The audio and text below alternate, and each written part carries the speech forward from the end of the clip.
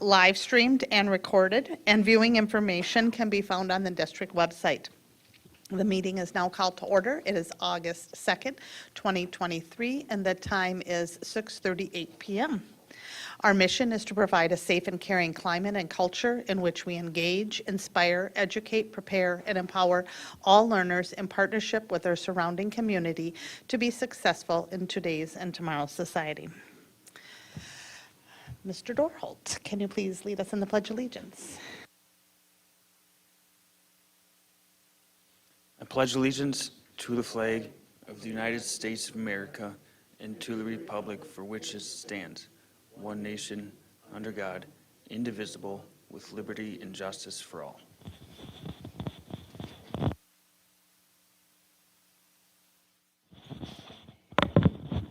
And then can you please call roll?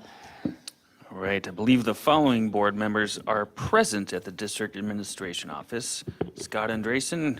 Here. Al Dahlgren. Here. Zach Dorholt is here. Shannon Haas. Here. And the following board members are not present. Natalie Copeland, Heather Weems, and Monica Shigeru Schwartz. The following cabinet members and staff are present at the District Administration Office.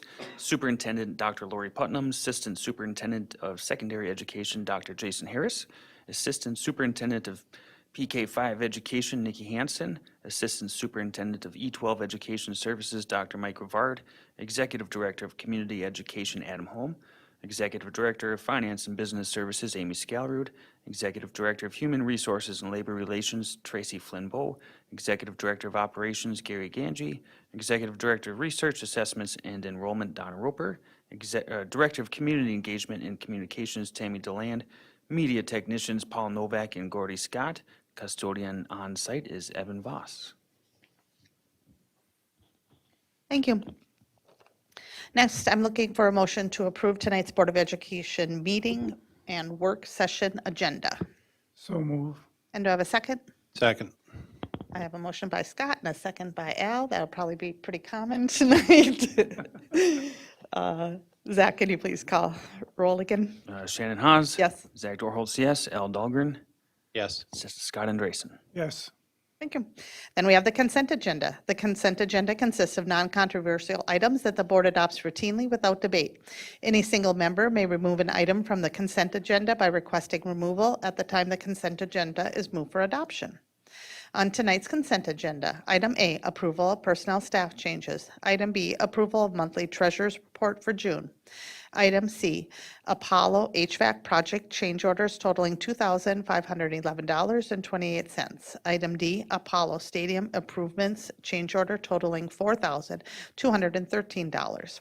Item E, Board Policy 102, Equal Education Opportunity as revised. Item F, Board Policy 507, Corporal Punishment as revised. Item G, Board Policy 513, Student Promotion, Retention, and Program Design as revised. And item H, Board Policy 532, Use of Crisis Teams, School Resource Officers, and Peace Officers to remove students with IEPs from school grounds as revised.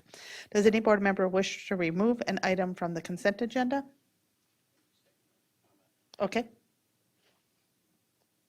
Just for the record, a number of these policies that are on here are statutory changes from the last legislative session, and they are not required to go through 3 readings, so they're on here. Thank you. Okay, so do we have a motion to approve tonight's consent agenda? So moved. Second. Okay, this time we have a motion by Al and a second by Scott. Scott Andresen. Yes. Should I take roll? Yes, All please. right. Al Dahlgren. Yes. Zach Dorholtz, yes. Shannon Haas. Yes, thank you.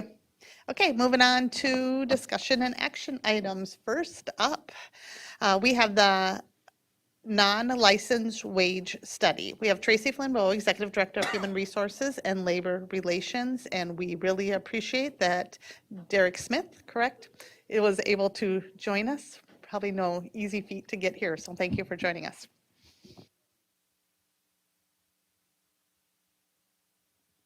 Is that on now? Okay. Thanks for having me.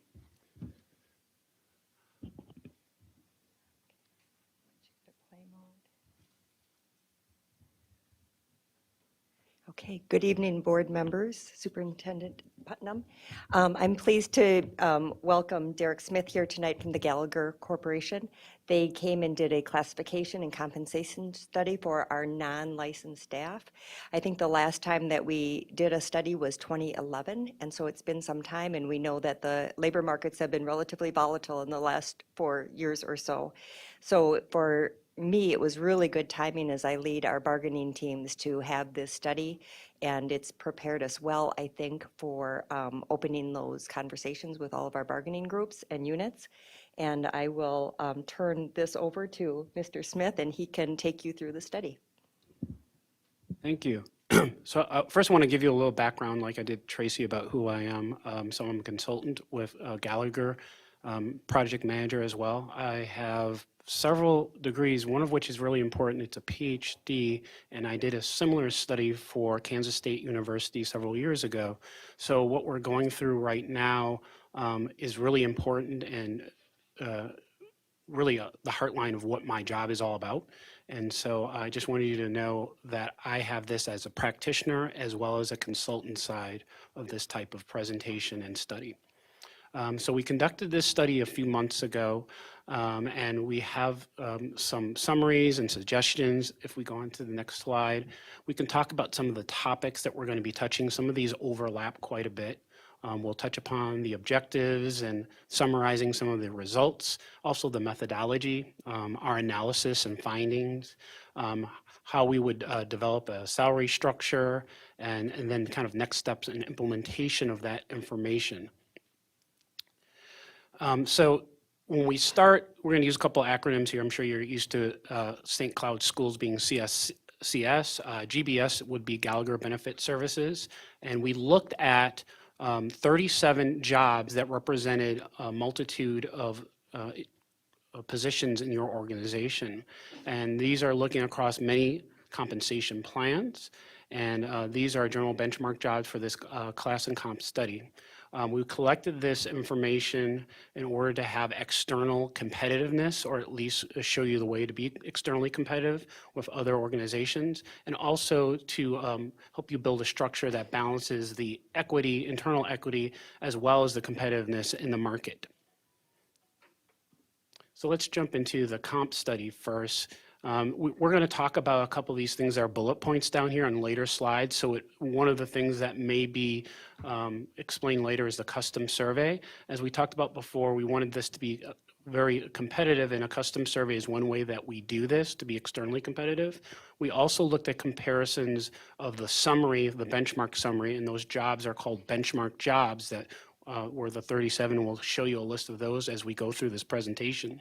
We also looked at published market data. Those are surveys that are published prior to this study. And then we combined those things. And also we looked at comparisons of union groups within your district.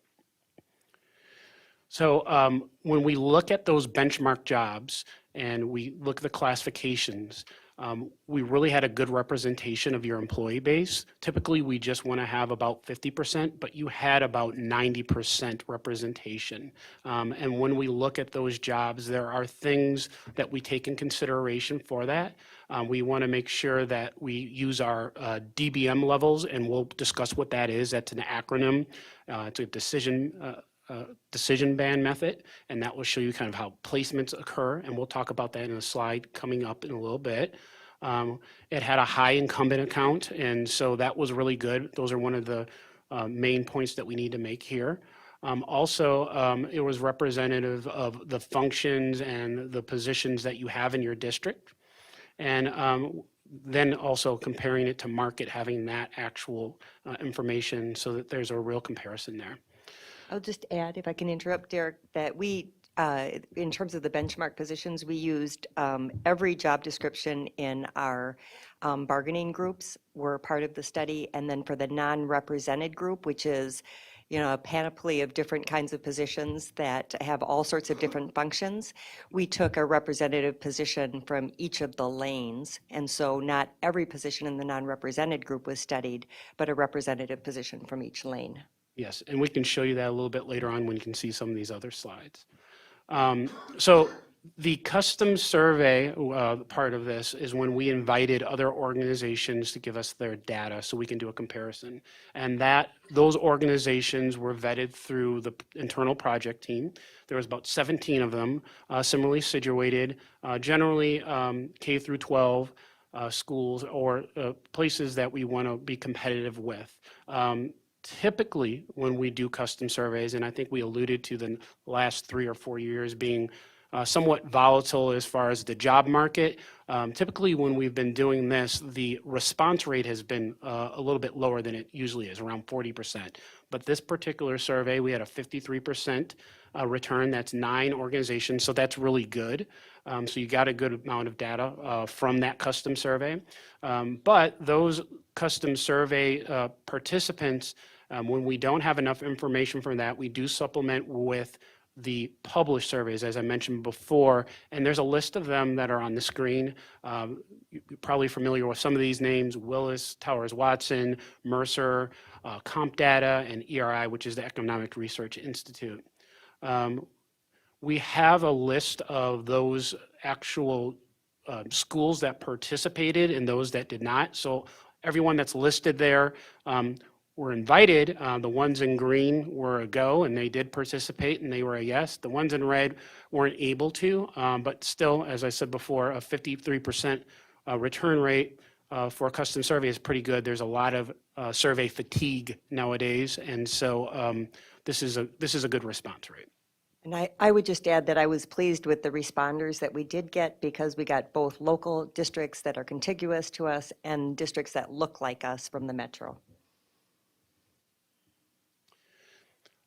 So now we're going to talk a little bit more about that published survey.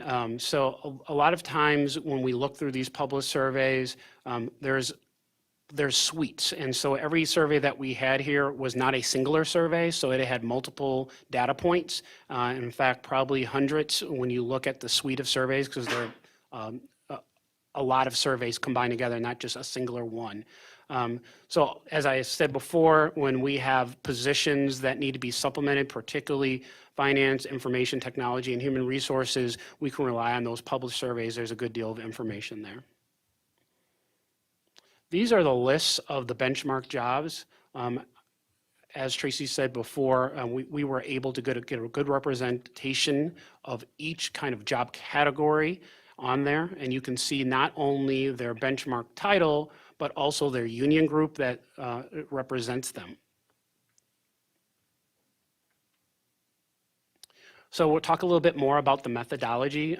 So we utilize best practices from our compensation organization called World at Work.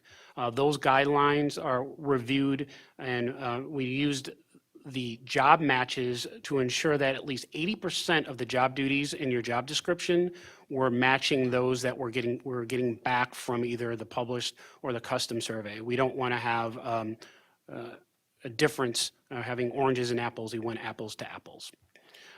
Also, doing a compensation survey, there's a lot of federal guidelines, or at least there are some, and the ones that we need to follow is to make sure there are at least 5 matches. As I talked about before, those suites of surveys have more than enough matches. They're not singular matches. And so we had a really good amount of respondents with the custom survey as well. So this made our data very, very enriched and very telling as far as what the market looks like. So when we look at benchmark jobs and we see that, one is not, as far as a custom survey, one is not responding to the custom survey for a certain job category, that's when we, as I said before, supplement with that private sector data from the published surveys. As we talked about before, we made sure that our statistical analysis and our conclusions utilize that job matches of at least 5 or more. Also, when we're looking at data, sometimes people, particularly organizations, update their data yearly. And so we wanted to make sure we had the same starting point for the data. So we utilized data that was implemented as a common effective date of July 1st of 2023. So your most current data, and that is also utilized with the ranges. We looked at that World at Work survey information, and their budget survey forecasts that budgets should go up somewhere between 4% for salaries and 2% for salary structures. So that way we can be able to forecast items and know if that's in a line and have a good idea of what we need to compare to. And aging the salary allows us to also be current with the information as well. So we adjust the salary and the data to be reflective of really the conditions and the geographic differentiations in your market. However, all of the data in this particular survey was from a very similar region of the Twin Cities. So we didn't have to necessarily use the ERI, which is the Economic Research Institute, geographic data. Oftentimes we have to use that if school districts and or other organizations want to use outlying counties and or other states. So that wasn't as much of a concern with this one. These were all in the same geographic area, similar geographic area. We use this slide and this representation visually to show you what the variance in market can be. And so as you can tell, green is always a great thing, and red may be something that you want to be alerted by, and orange is caution, and blue, you should pretty much stay the same. However, when we look at this slide, as we have a highly competitive category there, that can be plus or minus, meaning it can be 5% less than that or 5% more. So that's the plus or minus. Same thing with the competitive. We go 5% more to be competitive or up to 10% more to be competitive, either plus or minus. And as you can see, that follows with the potentially misaligned minus 10 or plus 10 up to 15% minus or plus. Anything over that plus 15%, that's when you really want to start paying attention to it. However, when we look at some of the data, I'm going to make some notes there, particularly for the potentially misaligned. That doesn't always account for every individual job. We're just talking about an aggregate, and there could be a lot of reasons for differentiation and variation of what market is. And we'll look at this in a little bit on the next couple of slides, and you can see these percentages, and I can kind of explain that a little bit better. So we have basically the market data spread looks at what we would call a min and a max, and those have a percentile typically with them. The lower percentile means that 25% of market is really pays that much, but 75% pay a little bit more. If you're at 75% of market, then you're paying better than about the vast majority of market. There's only about 25% that pay better than that. Looking at those two, as well as the 50%, you can kind of get the beginning, the middle, and the end. We never put in a 0 or 1% or 100% because very few individuals are at that level. They're very much outliers. So for instance, if somebody's at 100%, they are probably very seniored. They probably have decades, the most certifications and degrees that you can think of, and in some cases, very rare to find. Some people may even call them the word unicorn. And so granted, great to have, but not likely. So that's when we use the 75 and 25% according to best practices of World at Work. And the same thing with someone paid at the 1% or close to the 0%. Very few people are paid that low. Those are kind of rare situations where either budget and or the qualifications of the individual would require for them to be paid at the very, very low end instead of just the minimum of 25% of market. Or the top of 75% of market is also for those rare individuals. So it can go either way, plus or minus. So I wanted to get that clear because we're going to look at some data and you're going to see some percentages. And I want to discuss not only the minimum, the mid, and the max, but also what that variance means and when we look at those percentages. So this is where we look at kind of two sections here. So we took the comparable schools around the St. Cloud district area, as well as the more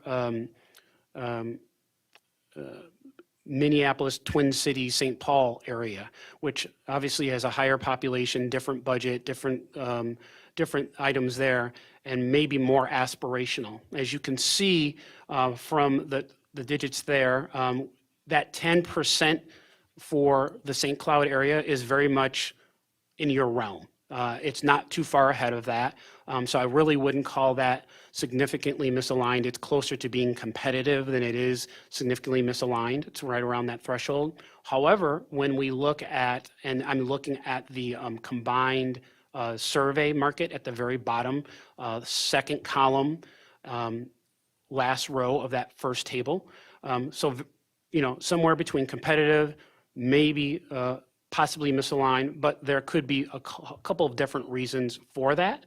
When we look at the Twin Cities, though, as you're probably not surprised, they pay a little bit more with their market. And so that's, if that's, in my mind, an aspirational goal, something that you may want to work towards. I was going to save some of this comment at the end. A lot of times, working towards a goal like that is not something you can do overnight. You need to do that bit by bit and incrementally. And most organizations that we talk to, whether they are fully flushed with their funds or have large populations, do the same exact thing. They don't implement all at once. They do it incrementally. They have their money earmarked for other areas. So we look at things like the minimum and the market 50th of everything to show you where you're at in comparison. Your peers much more closer than the Twin Cities are, according to this chart. I think as we talked with your team, Derek, they told us that when you adjust that data from the Twin Cities, the cost of labor adjustment is about 10%. Yep. Before you move to the next slide, I just want to put on the record that Monica Segura Schwartz is present at 7 p.m. Glad you could join us. So these are some of the benchmark jobs and how they look compared to market. Once again, possibly misaligned, but not misaligned or significantly misaligned, closer to competitive. There are some outliers that we were not going to get into. This is more of an aggregate average of what jobs look like. You have several job categories that are actually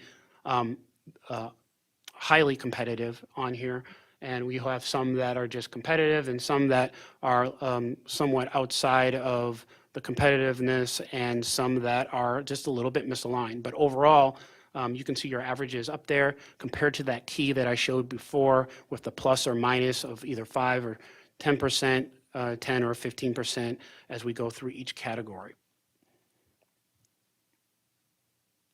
So there's more for the union groups that we have on here, and you can see some more of their numbers. As you can see, the variance is quite a bit here. Definitely, it's going to be a higher variance with the Twin Cities than it is with your peers that you selected with the custom survey that are very close in your area. So when we look at something that is close to that St. Cloud area, I think you have some opportunities there in the near future to work on those and focus on which ones are affordable and or that you can move into a different range or category. So as I promised you before and alluded to you, that variance in market, whether it be possibly misaligned or misaligned, has many causes for that. One may be performance and or turnover. Obviously, budget can impact those things at time too. Some things may have to do with how new they are in their position as well. Market salaries for individuals vary depending on those things in their background. Maybe some of the comparators that we have may have a different population there as far as their experience and as their background, as well as these other factors that we're talking about. So when something might be possibly misaligned, it doesn't mean it actually is. It might just mean that you're dealing with those factors currently.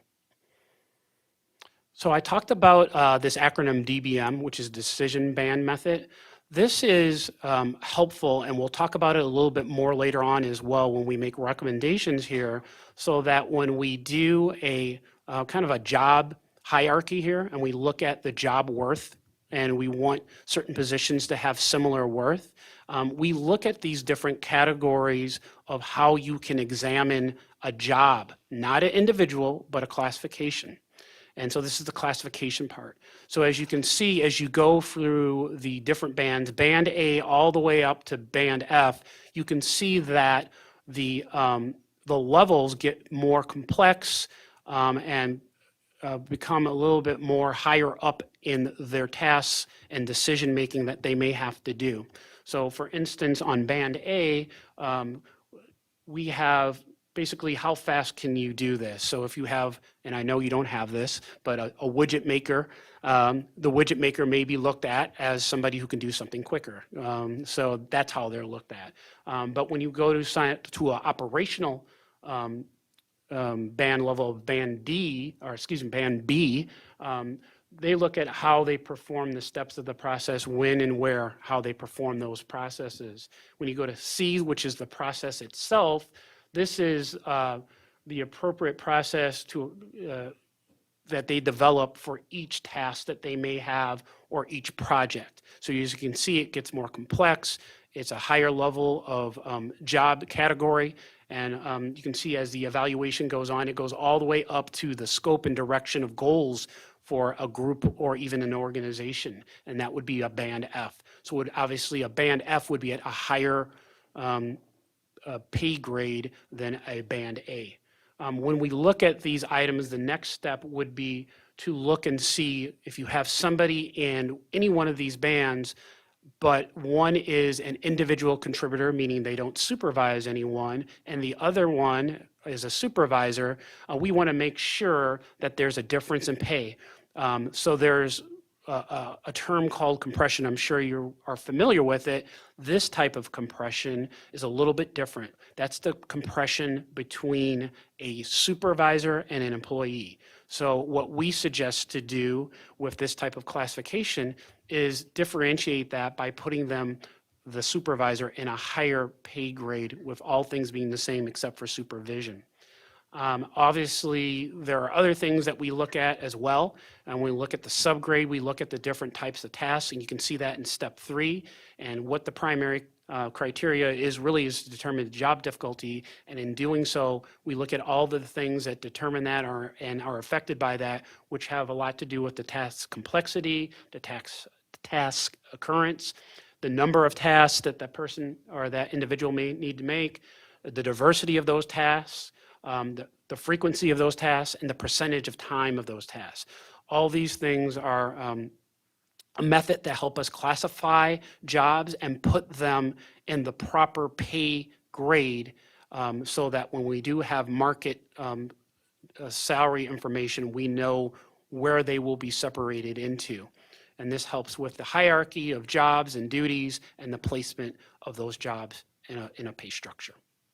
And this being a non-licensed study of all of our non-licensed groups, the band and grade for all of these positions that were in the study are between the A and the C level. And within each of our bargaining groups, we may have positions that are rated at the A level, the B level, and in some groups, the C level as well within the same bargaining group. So now we have on here, this is looking at the 50th for pay. And if you can see, maybe it's a little bit harder to see, the lines represent each of these different categories. The solid line is St. Cloud schools. The orange dotted line is the 50th for the Minneapolis schools. That's why they're a little bit higher up. To the left shows those kind of hourly rates. And at the bottom is basically the category that they're in for those different categories of job classifications, as well as the I guess that's a purple or gray dotted line, a little bit harder to see. It's more of a gray dotted line. I guess the other one below is purple. That is the combination of the 50th for all the market combined, so that you can see we start off fairly competitive or close to, and even above, or in this case, a little bit lower than the other areas. But as things progress, not necessarily keeping up with that. They progress quicker. We progress a little bit slower here at St. Cloud. The next one, next one is very similar. And that's okay, because it's just like that. This is the minimum, or as we refer to, the 25th. And this one's a little bit more closer to that. It still dips off a little bit as we progress through the categories of pay over time. It kind of evens out, but it starts off a little bit higher. Definitely not as high as the Twin Cities. That's aspirational. But it levels out when we get, as we move through the progression of the pay grade itself. So we have a couple of recommendations here. And one is in the category of short term. The second is in the category of long term. In the short term, we really want you to look at the minimum of the pay ranges and make sure with that pay compression example that I gave you with supervisors, that there are differences over the different grades. Definitely compression cannot just be supervisors and employees. You can have compression with people in the same job, somebody starting earlier and somebody having more experience. A lot of times that happens as well just because of their background, but you really want to examine how you place people in the pay ranges and maintenance those pay ranges as well, and try to keep as current as possible with resources that are available to you. Often that could be an issue with the ranges and keeping them updated, but when you do have the resources, update those as well. Long term, we want to look at more of the classification, review that structure. We're thinking more of grouping and job families, and having a more of a full class and comp study to look at those items.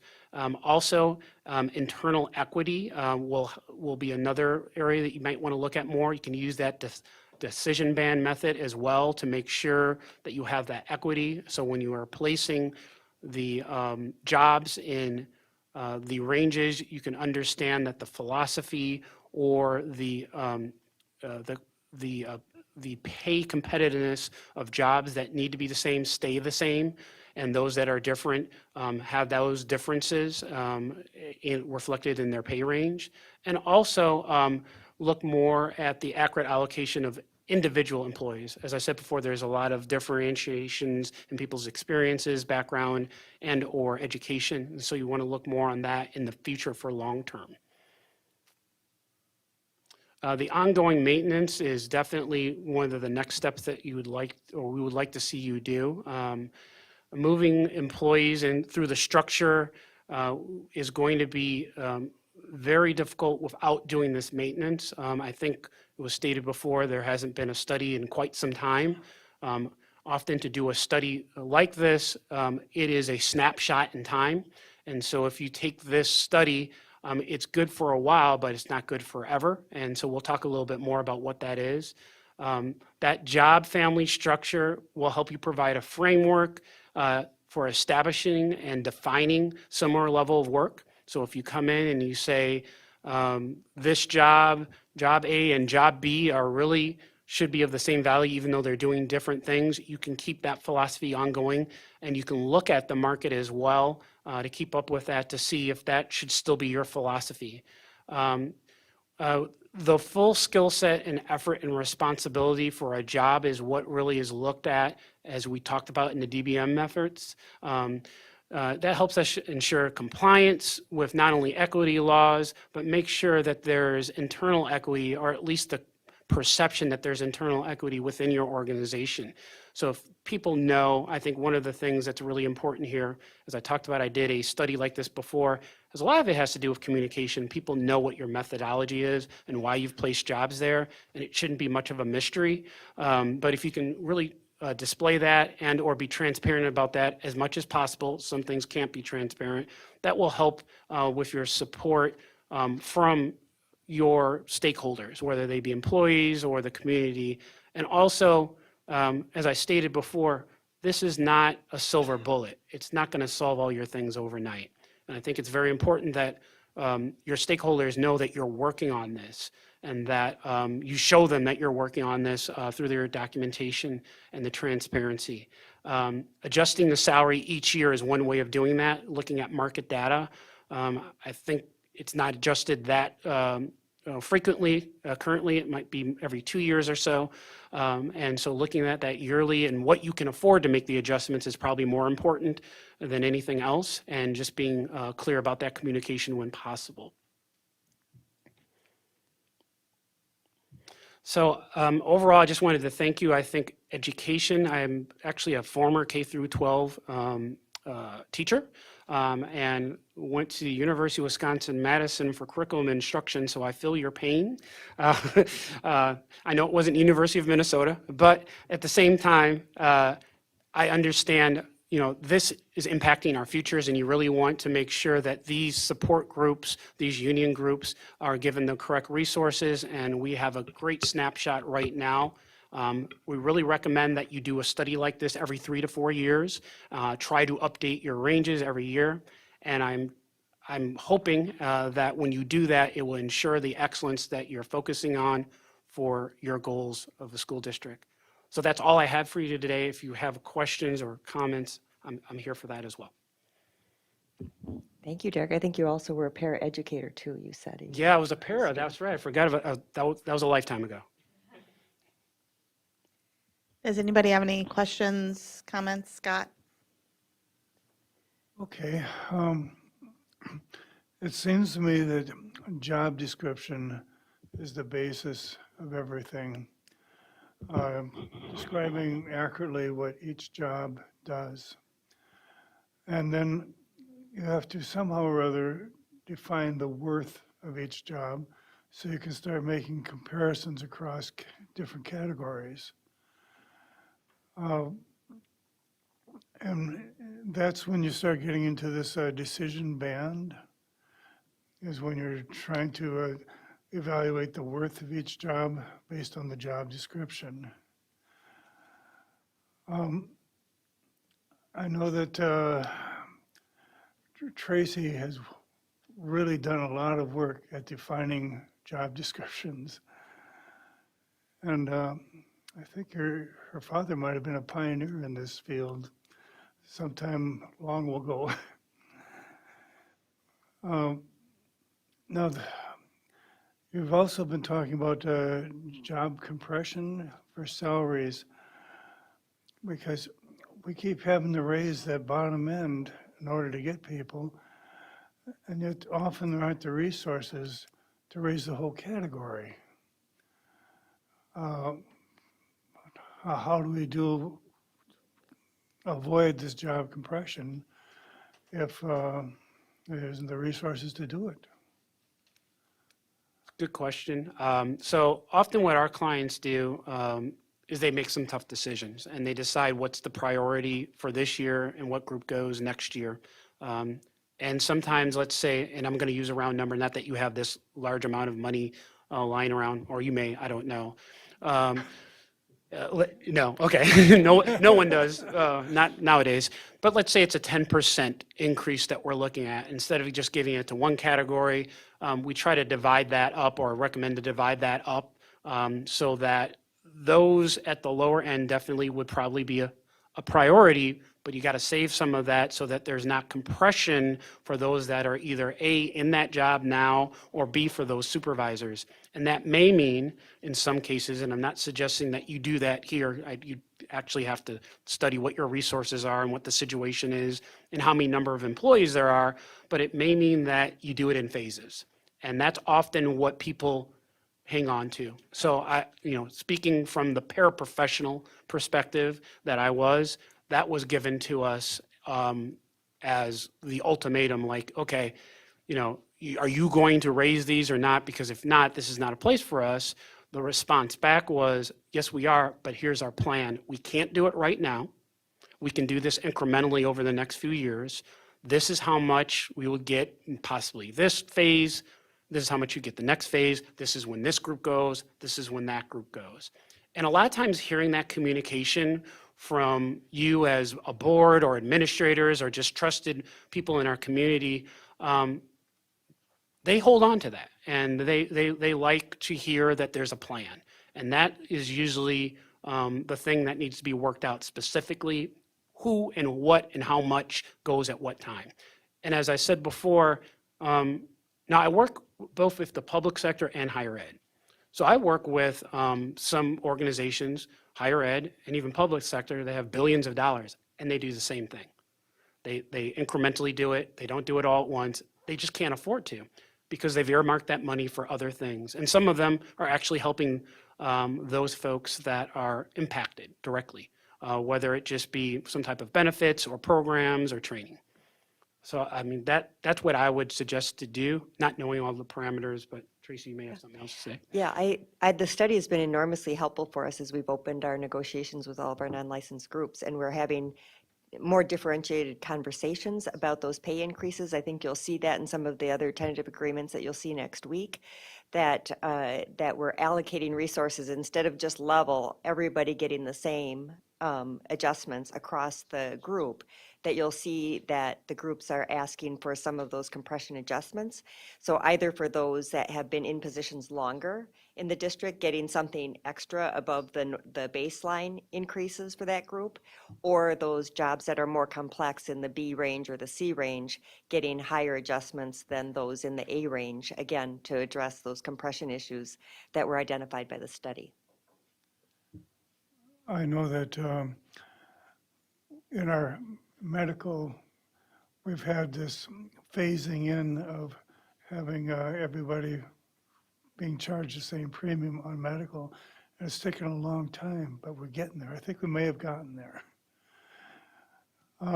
It seems like in the negotiations, when you start talking about your plan, it's good to take notes so that when you come back a year later, you know where you're at. The equity laws between, I think it's mostly male versus female in the equity laws. How do we implement that? So we'll give a perceived pay for categories of either jobs and or individuals. So for instance, if someone is in, once again, I want to use widget maker because I don't want to pick on any typical or specific group. Let's say a widget maker, and you have person A who's been there for 7 years, and then person B who's been there for 3 years. We look at their demographics, we look at their predicted pay, and we would be able to say, you know, from a predicted pay progression, this person should be at this level. Well, if they're below that level, then we can say, you know, this percentage they're off. And if we see a trend that it is a certain demographic, in the case that you're speaking of male or female, we'll report that and be like, hey, you looks like you may have a systemic problem here, or you're good.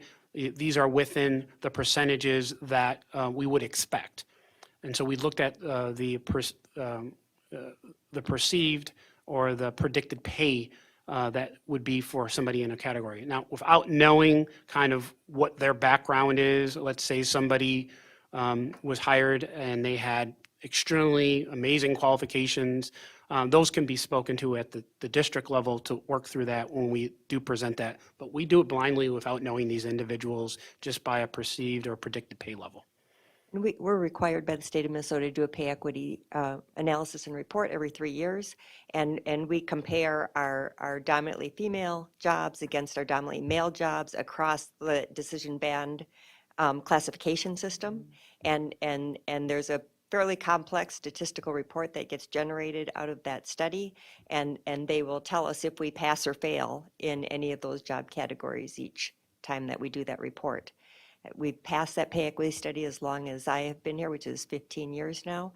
And I think partly because we've been really careful and attentive to the decision band method across the various groups and maintaining that equity by job classification. I think that's enough.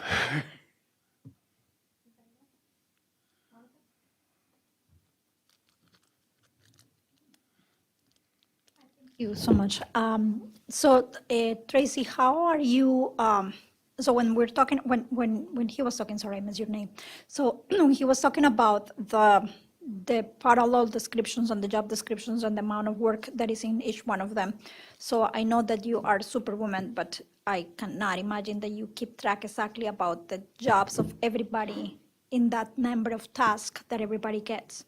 So how does that get spread out in terms of responsibility within the district, and who bears the responsibility of telling you about that in each department? Well, and again, I'll talk about the non-licensed group in particular right now, because those are the ones that we're studying through the study. Most of those, so if you look at like the custodial group or the paraeducator group and, or the clerical group, we've got really discrete job descriptions. There's 4 to 6 job descriptions in each of those groups, and those are easy to keep current and up to date with. We update them with some frequency.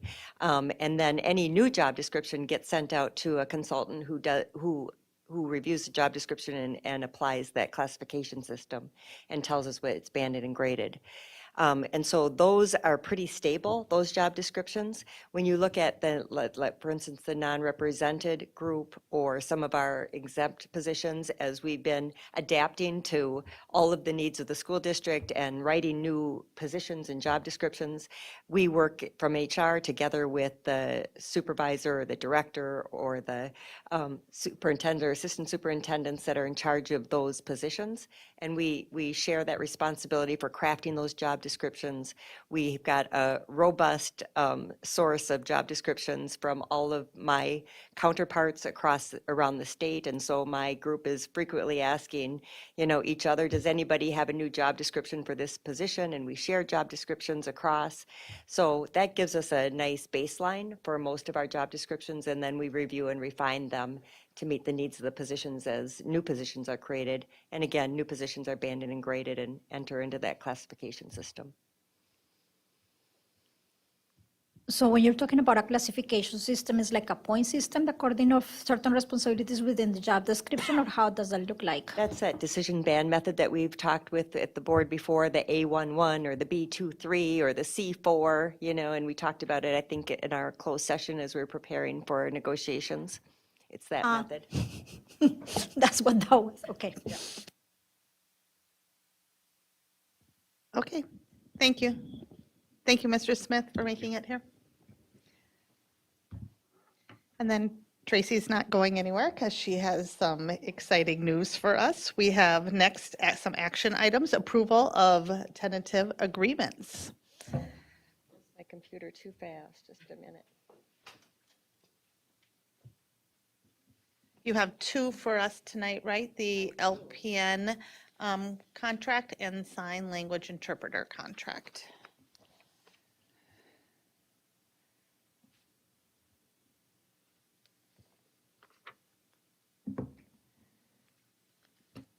Let's start with the sign language interpreter contract.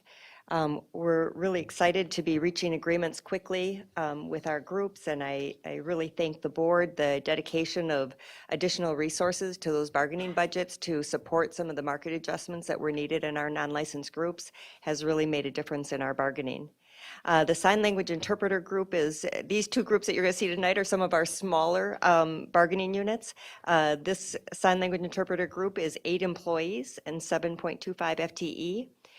Year 1 of this tentative agreement includes a 5% increase in hourly wages for our certified interpreters and a 3% increase in hourly wages for our non-certified interpreters. We added an additional longevity step after 3 years in the district, and you'll see that as we talk about all of the non-licensed tentative agreements, I hope. We're trying to figure out how to create some of that differentiation in the pay compression by using longevity, where the step schedules that were more traditional in school districts used to do that. Most of our groups don't have step schedules anymore. And so if we start those longevity levels earlier, so you see them at 3, 5, 10, 15, and 20, those will help with that pay compression that can happen as a result of longevity in the district. This also includes an increase in the district single insurance contribution up to $615 per month. And you're right, Scott, that brings us into alignment with the teacher contributions. And so with that increase, we will have matched both the family and the single contributions for all of our non-licensed groups to the teacher group. The agreement includes an increase in the wellness pay percentage. Wellness pay is pay that employees receive after they accrue up to 480 hours of paid time off of their cumulative leave. When they get above that threshold, and if they save those days each year, then they get any additional hours over 480 hours gets paid out annually to the Minnesota Healthcare Savings Plan. We've traditionally paid that at 60% of their hourly rate, and we're moving that to 80% of their hourly rate. We added the Juneteenth holiday for all staff that will be working during the summer school sessions. And we modified the severance calculation method for this group to shift from a traditional way that we've done severance in school districts is by taking that stored up accumulative leave and paying people out for those hours at the time of their retirement, and instead shifting to a years of service model for staff where they will get after they have 15 years of continuous service in the district, they will get a set sum for each year of service.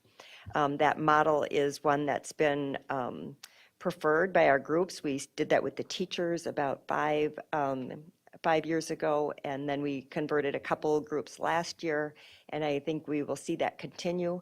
And I think the benefit of that, particularly for our female-dominated groups, is that the accrued accumulative leave method sometimes creates disparities between men and women groups because of childcare leaves and caregiving responsibilities that sometimes weigh differently on men and women. So that is year 1 of this contract. Year 2 of the agreement provides for a 5% increase again in hourly wages for certified staff, 3% for the non-certified staff, and new starting pay rate increases to $33 for those certified interpreters and $28.67 for the non-certified interpreters. The total 2-year cost of this tentative agreement is 6.29%, and I'm looking for a motion to approve that tentative agreement. It was approved by the sign language interpreters earlier this week. Yeah, I would move that we approve the sign language interpreter contract as Tracy. Second. okay, I have a motion by Al, a second by Scott. Any discussion at all? That's the 2023 through 2025 Thank you. contract.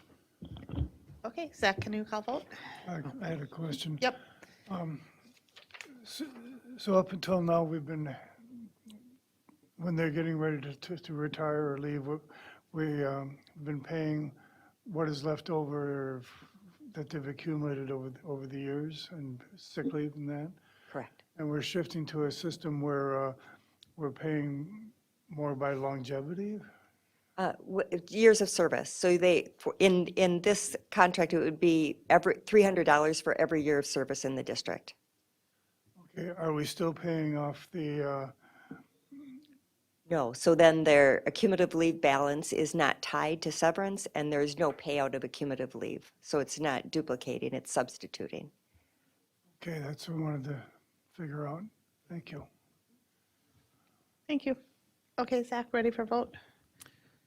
Scott Andreessen, Yes, Al Dahlgren, Yes, Zach Dorholtz, yes. Shannon Haas. Yes. Monica Shigera Schwartz. Yes. Okay, the next agreement for our review is with the licensed practical nurses contract. Our LPNs used to be part of the paraprofessional bargaining unit, and last year they separated into their own bargaining unit.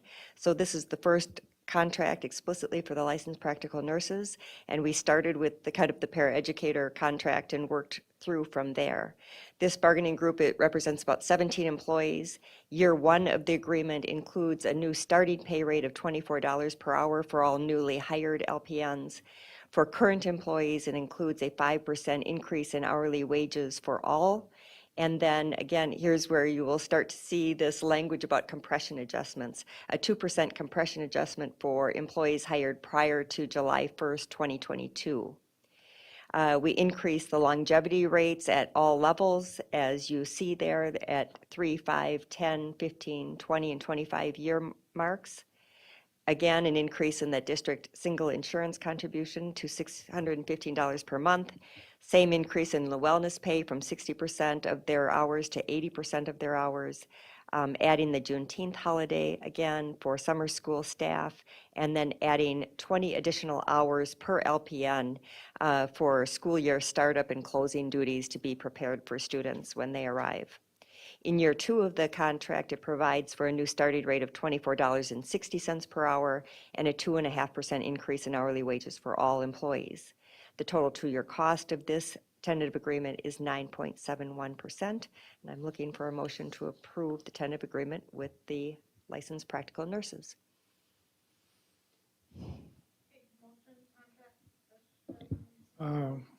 So moved that we, as Tracy said. Second. And any questions, discussion? Go ahead, Scott. Yeah, and this time we're looking at a 9.71% overall. Is this one of these cases where we're trying to catch up on being behind? Absolutely. The LPNs have been a hard-to-hire position, as anyone who's out in the medical marketplace knows. And so it is one of the ones that some of the dedicated funds that the board gave us for market adjustments were dedicated to this group.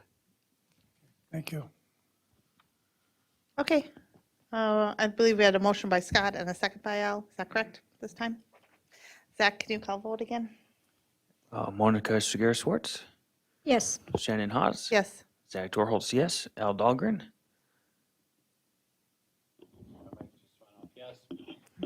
Scott Andresen. Yes. Okay, thank you, Tracy. Moving on then to another action item, we have the 2023-2024 ticket prices presented tonight by Amy Scalarud, Executive Director of Finance and Business Services.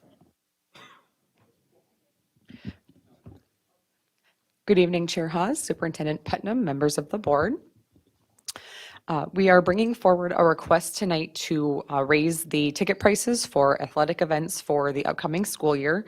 The current prices are $4 for students and $6 for adults, and we are proposing and recommending an increase of $1 to those prices. So the new prices would be $5 for students and $7 for adults.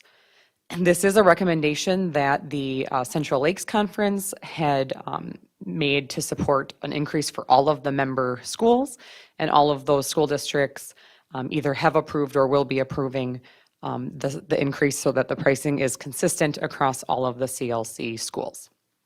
A couple other things to note. First, we do already provide for free attendance at home events for all of our students. And so the student price is only applicable to the students from the visiting school. Our high school students can attend all of the events at both schools, so at both Tech or Apollo. And then our elementary and junior high students do need to attend with a parent. However, the junior high students can earn a responsibility pass as part of the PBIS program and be able to attend events for at no cost without a parent if they earn that incentive. The other piece that we're really excited about is a change this year, and that is to provide each paid or registered participant a family pass. And so there'll be 2 passes, not a family pass, a pass for a family member or a friend.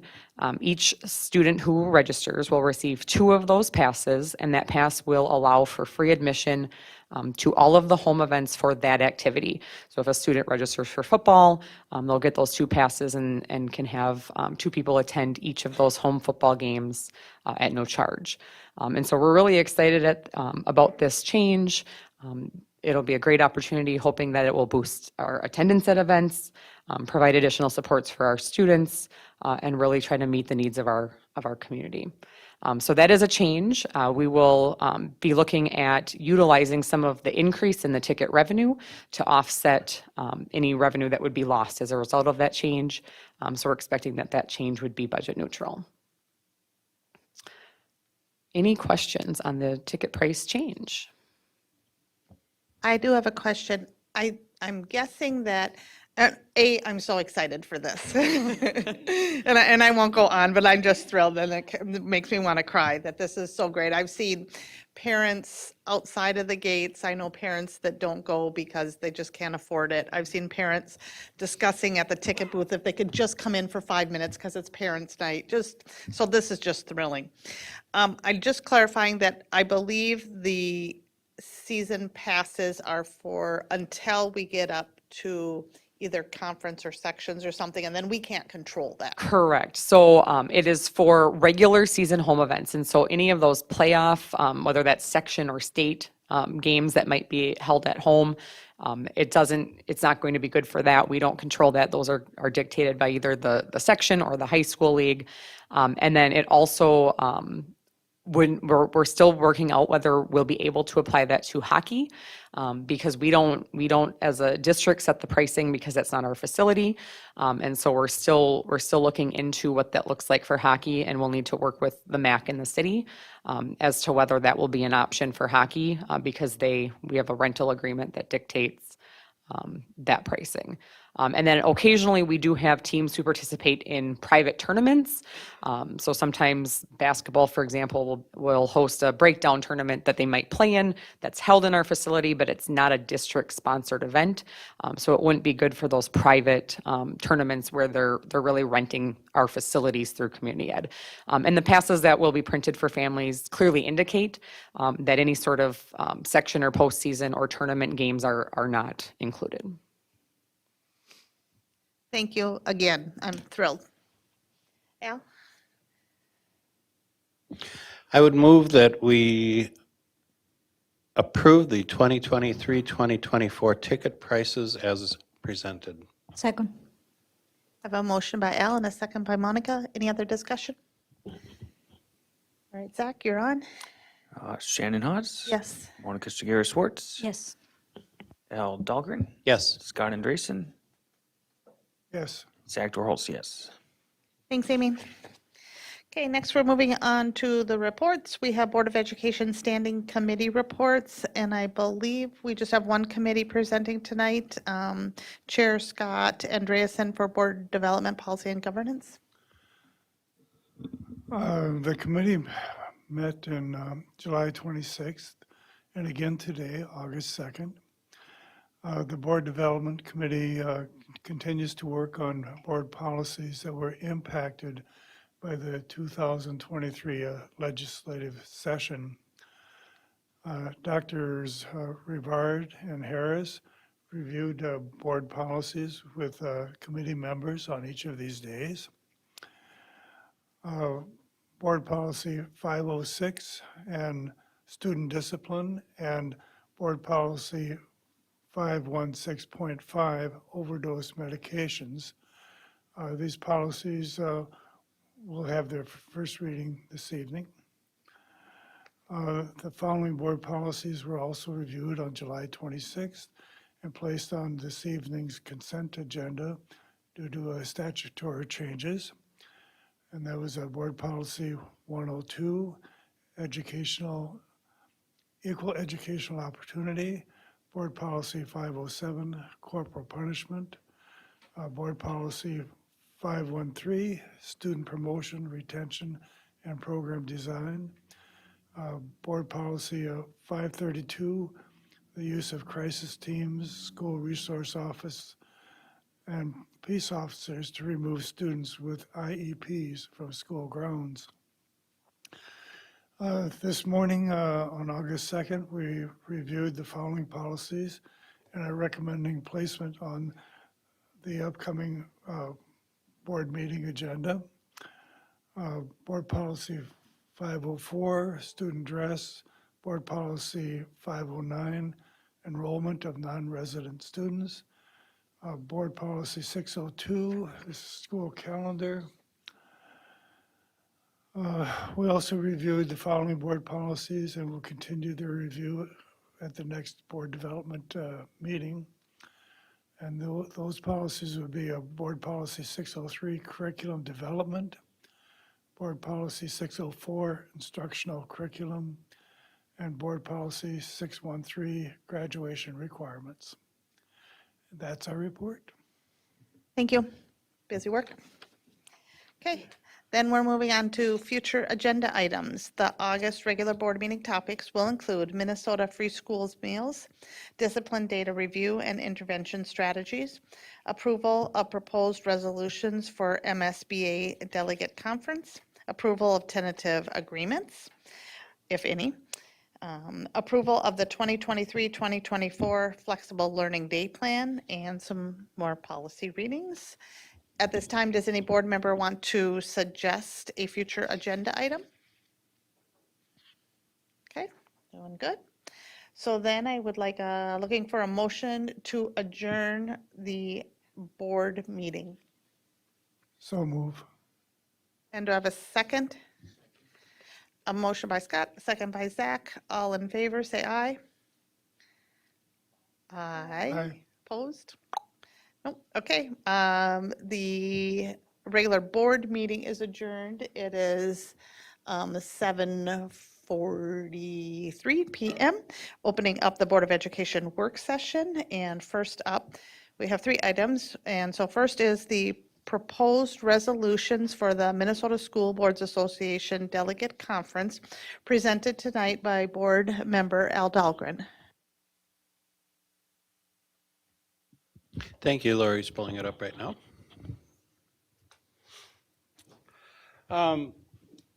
So every December, there's the School Boards Association holds a delegate conference, and it consists of several hundred school board members from around the state. Bring them down to Minneapolis, and they have a book full of resolutions that they present to the delegate conference. It covers a number of different issues. The resolutions that are presented have been submitted from school districts or from delegates. I won't even say school districts. It doesn't have to come from a district. It can come from a delegate. But they put them all, bind them all together in a book, and then Minnesota School Boards Association makes a recommendation to the delegates at the conference that they believe this resolution should pass or this one shouldn't. And then at the end, all of those that have passed, the Minnesota School Boards Association uses those resolutions to guide their legislative, the direction that they want to go in lobbying the legislature for the upcoming school year. And so what I want to do tonight is, we have discussed this at some length, some of us at some length, and we've discussed it some just in meetings here. But I have a couple of recommendations to present to the board, and tonight is just going to be a kind of a roundtable discussion, trying to hone in on exactly what we would like to say or put together in a resolution, and then that resolution will come to the board at the next meeting, and we'll vote as a board whether we want to bring that forward or not. The first one, or the first thing that we're going to look at, or the first resolution that we're going to look at, has to do with charter schools and understand. First of all, what we're going to talk about tonight is understanding charter schools and what's their impact on the St. Cloud Area School District, and just have a discussion about that, and then trying to formulate or come together to formulate a direction for the resolution and what we would like to see MSBA advocate for.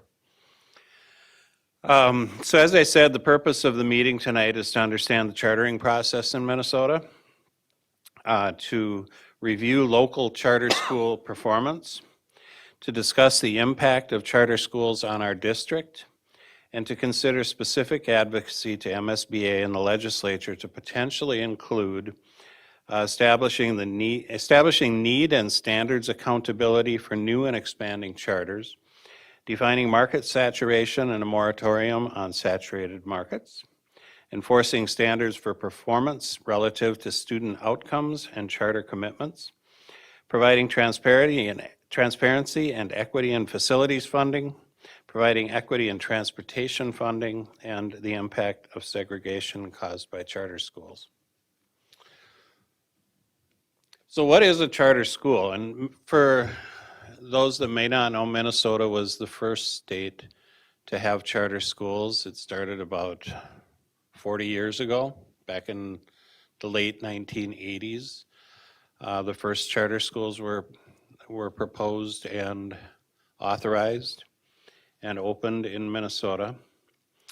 And at the time, I mean, I think it's kind of important to talk a little bit about, what was the idea behind them. And from what I can gather, from what I can find out, that the goal of the charter schools at that time was to create some laboratories for education, open some smaller schools that do things differently, that have new and expanded opportunities, and you'll see that coming up in here. But to open a set of schools, or a number of schools that can go out there and be a laboratory to try to find things that work better, and then we can bring that stuff back to the public schools. Where I think that it's gone in the last 40 years is, in some cases it's worked really well, in other cases it hasn't worked that well. But it seems to be now moving more in a direction of kind of an unfettered growth. People are opening charter schools, not necessarily to be different, not necessarily to create new educational opportunities or better education opportunities, but just they're creating a new school because they want to create a new school and move the kids over there. And we're getting this, we have the constitutionally dictated uniform system of public schools, and then we have over on the other side, we have a feral system of schools that all are different. They're all individually run by individually school boards, and they're accountable really to nobody. And so then you have to start looking at the performance of those schools, which we'll look at some of that tonight too, and say, is this what we're looking for? Is this where we want this to go? Do we want to have unfettered growth in the charter school system in Minnesota and start displacing hundreds and hundreds of students from the public school system into charter schools? For what benefit? And should that be the direction, or should we be asking the Minnesota legislature to start looking at charter schools in a different way? We have a lot of charter schools now.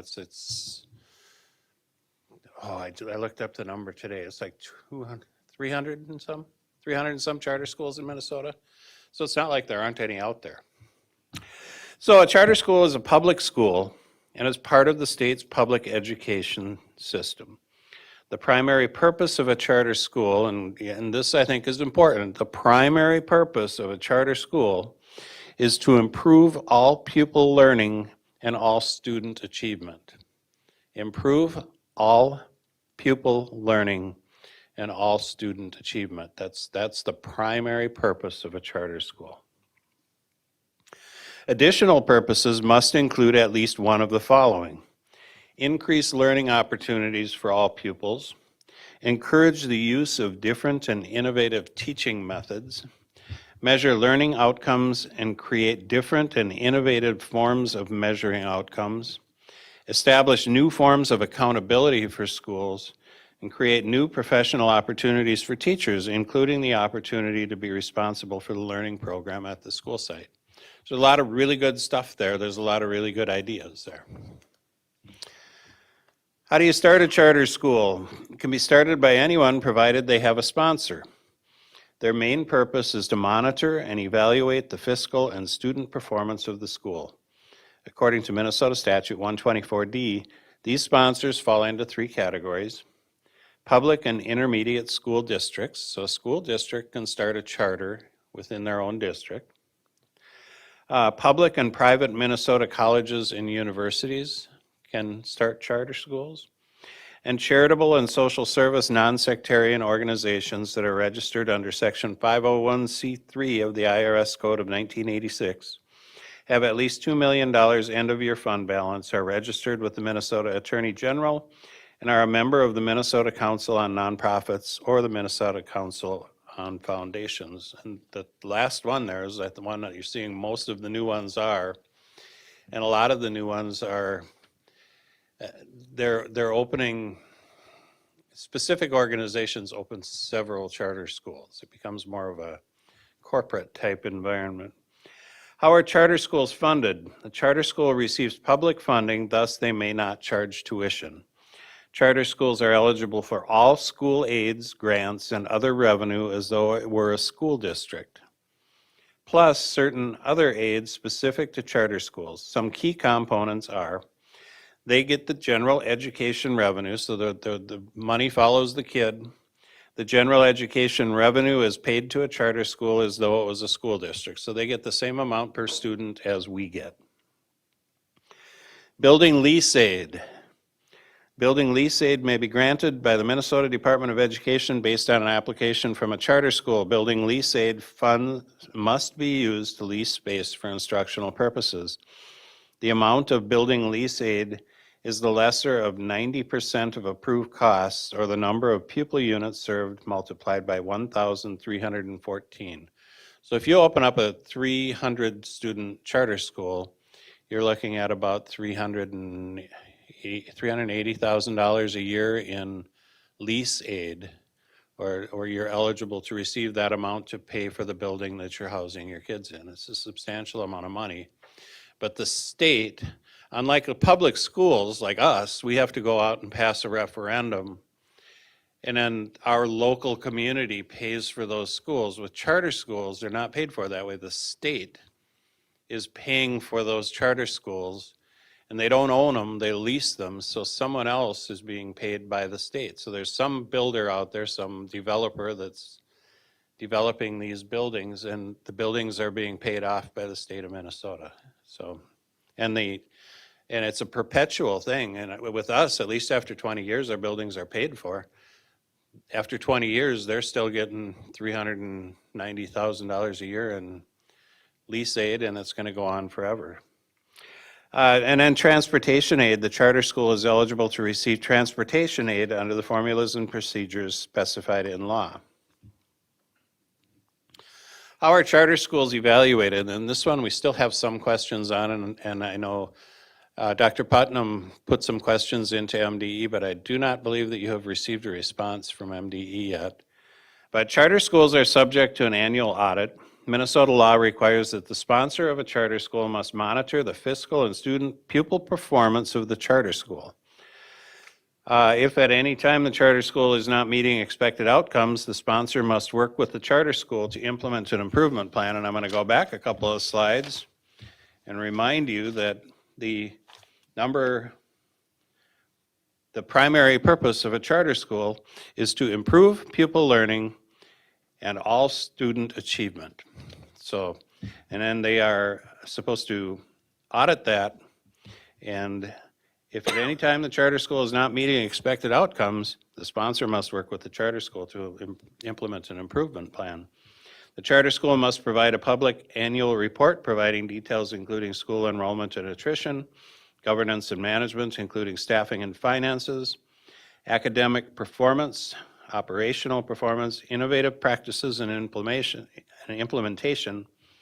and future plans.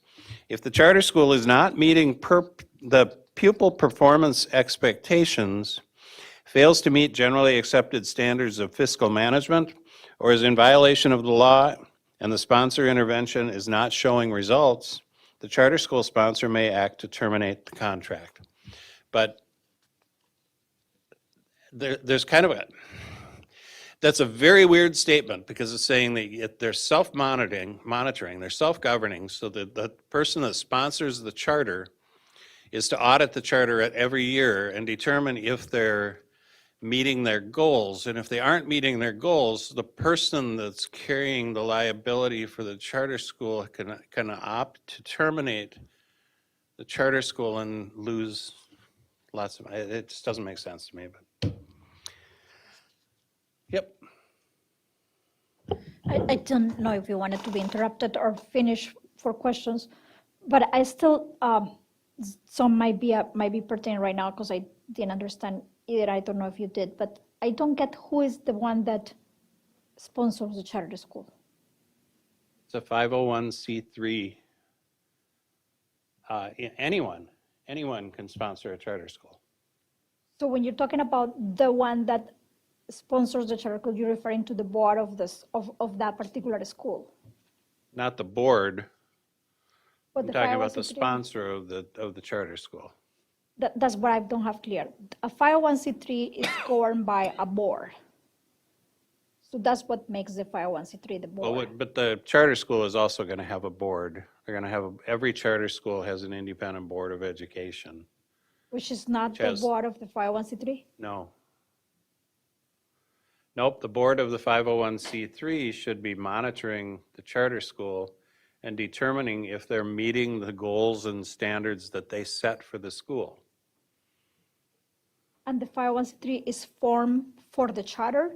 Or is Yes. formed, Well, or it could be, I don't know, another. it can't be formed for the charter. I think that they have to have already been informed for 5 years or 3 years? There's a period of time that they have to have been in existence though, too. Yeah, that is in there. And it's a period of time before, so it has to be an existing 501c3. But An existing 501c3 that can do anything. I mean, it could be, I don't know, leave, for the better example. Decided that they're going to be sponsoring a charter school. So that charter school has to form a different board. And then the board of the first 501c3 has to be, who's accountable to what? The board of the charter school is accountable to the other board? I want to say again that Dr. Putnam Right. called MDE with some questions, because we have questions about this also, because it seems very odd how the 501c3 who sponsors the school, who puts the money up for the school, is who's, according to what I can read in the statute, is they're the ones that are responsible to monitor the performance of the school. And if they don't feel that the school is performing up to expectation, they have the option to close down the school. Well, that's not a very good option for them. There's like a conflict of interest built into that, and so we have questions Yeah, got it. with MDE that we're looking for some answers for on that. Yeah, I guess I got the questions. That might be why you didn't understand it. but- So yes, accountability and transparency. Charter schools are accountable to the authorizing agency and the state. So the state will look at it, I believe, every 5 years. They must comply with all state and federal laws and regulations, as well as the terms of their charter agreements. The authorizing agency reviews the proposal and decides whether to accept it or reject it. If accepted, the charter is granted for a specific period of time. The charter school, so it's first the charter school submits a proposal to the authorizing agency outlining its mission, educational goals, and curriculum and assessment plan. Then the authorizing agency reviews the proposal and decides whether to accept or reject it. If accepted, the charter is granted for a specific period of time, and then the charter schools are reviewed annually by the authorizing agency to assess whether they're meeting their educational goals and complying with all the terms of their charter agreements. So it seems to be a self-monitoring. Every school is going to be individually self-monitoring.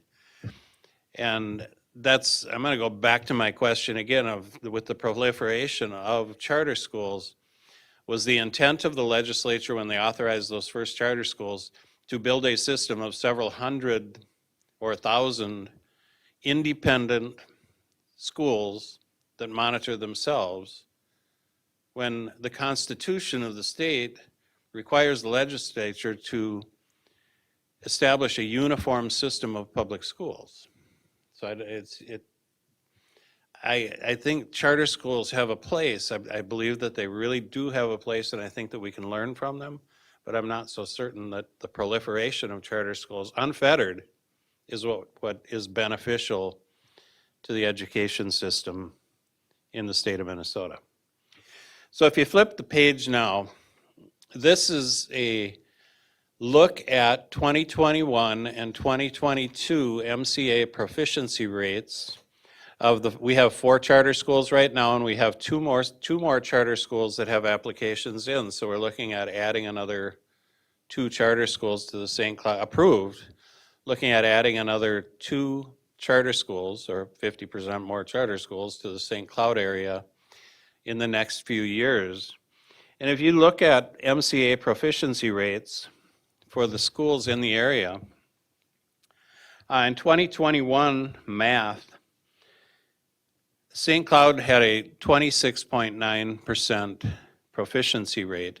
And we know that's not great, but we know that we have a lot of upward potential. And we know that we are lower than a lot of the surrounding districts. A lot has to do with demographics and just where we're at and the type of market or the type of district that we are. But we're at 26.9%. Athlos Academy was 14.7%.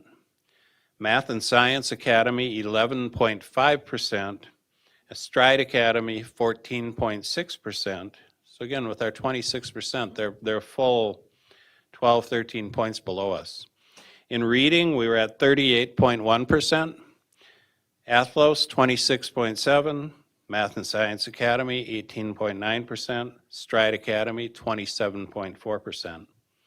Science, 30.9% in St. Cloud, 17.4% at Athlos, 20% at Math and Science Academy, and 24.7% at Stride. In 2022, the results, we put a couple of years on here just to verify the results, but St. Cloud area schools in math, 28%. Athlos, 14.3%. Math and Science Academy, 22.4%. Stride, 19.3%. Success Academy, 21.2%. Reading, St. Cloud, 38.3%. Athlos, 23.6%. Math and Science Academy, 29.8%. Stride, 29.6%. Success Academy, 17.3%. Science, St. Cloud, 26.8%. Athlos, 21.6%. Math and Science Academy, 28.0%. Stride, 26.0%. And Success Academy, 8.3%. And now I keep going back to it, but if you think about the things that I mentioned earlier, that the primary purpose of charter schools is to improve all pupil learning and all student achievement, yet they're 10 to 12 points behind the St. Cloud School District. And we're behind most districts, so it's not, they are not achieving at a level where I would say that they're how can I put it, just unfettered growth within the St. Cloud area is going to be beneficial to the St. Cloud area. And it's, Lori and I had, when we were talking the other day, started looking at a number of them down in the Twin Cities, and their results aren't much different. There are some fantastic charter schools down in the cities. There are some down there in which the outcomes are in the 80 and 90 percentile level. There's one out in Stillwater, I think it's like the St. Croix Learning Academy or something. They were in the 90th percentile in math and 80th percentile in reading. Excellent charter school. We should probably look at that and see what they're doing and how they're doing it. But for the most part, when you look at the results from charter schools, you're not seeing wow, you're not getting the wow factor, like, wow, what are they doing? We want to go down there and really see what they're doing. Most of them are really struggling. And where's this accountable to? Why isn't someone stepping in and saying, hey, we need to get these numbers up? Because when we lose students to new charter schools, if we get one to open and they have 300 students and we lose 200 students, that harms our school district. It harms, it's hard on our finances. It's hard to staff. It's hard to change building enrollment levels. There's a whole bunch of stuff that goes into it, but it's harmful to the public school district. And if there was a benefit to it, where where I could look at it and say, wow, that's really a good thing. They're doing good things and making things happen. Then I think that it would be something that to see continued growth of the charter school system. But when you don't see that, when you see it's actually the opposite, why is the state allowing unfettered growth of the charter school system? And who's accountable?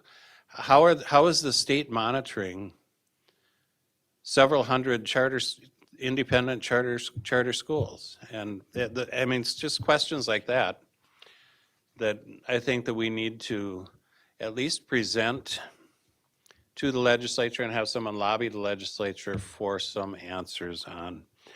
And impact of charter schools in the St. Cloud area schools. Enrollment, currently 12% of our total possible students are enrolled in the local charter schools.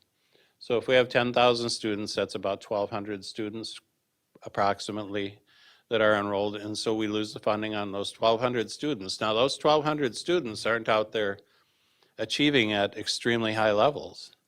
They're achieving at levels that are significantly below the St. Cloud School District levels. There's a transportation cross-subsidy that gets created with charter schools, and I believe there's a slide for that, so I'm not going to go into that right now. The return of students after October 1st, and Lori, maybe you want to talk about this one a little bit, but I believe that there are a lot of students or parents and students who enroll their students into charter schools believing that they're going to get a better education, and by the time October 1st rolls around, they are trying to re-enroll in the St. Cloud area school district. It's not, that's a good thing. We'd love to take those students back, but it creates issues for us in staffing and classroom management and classroom size management. And maybe you want to elaborate on that a little bit?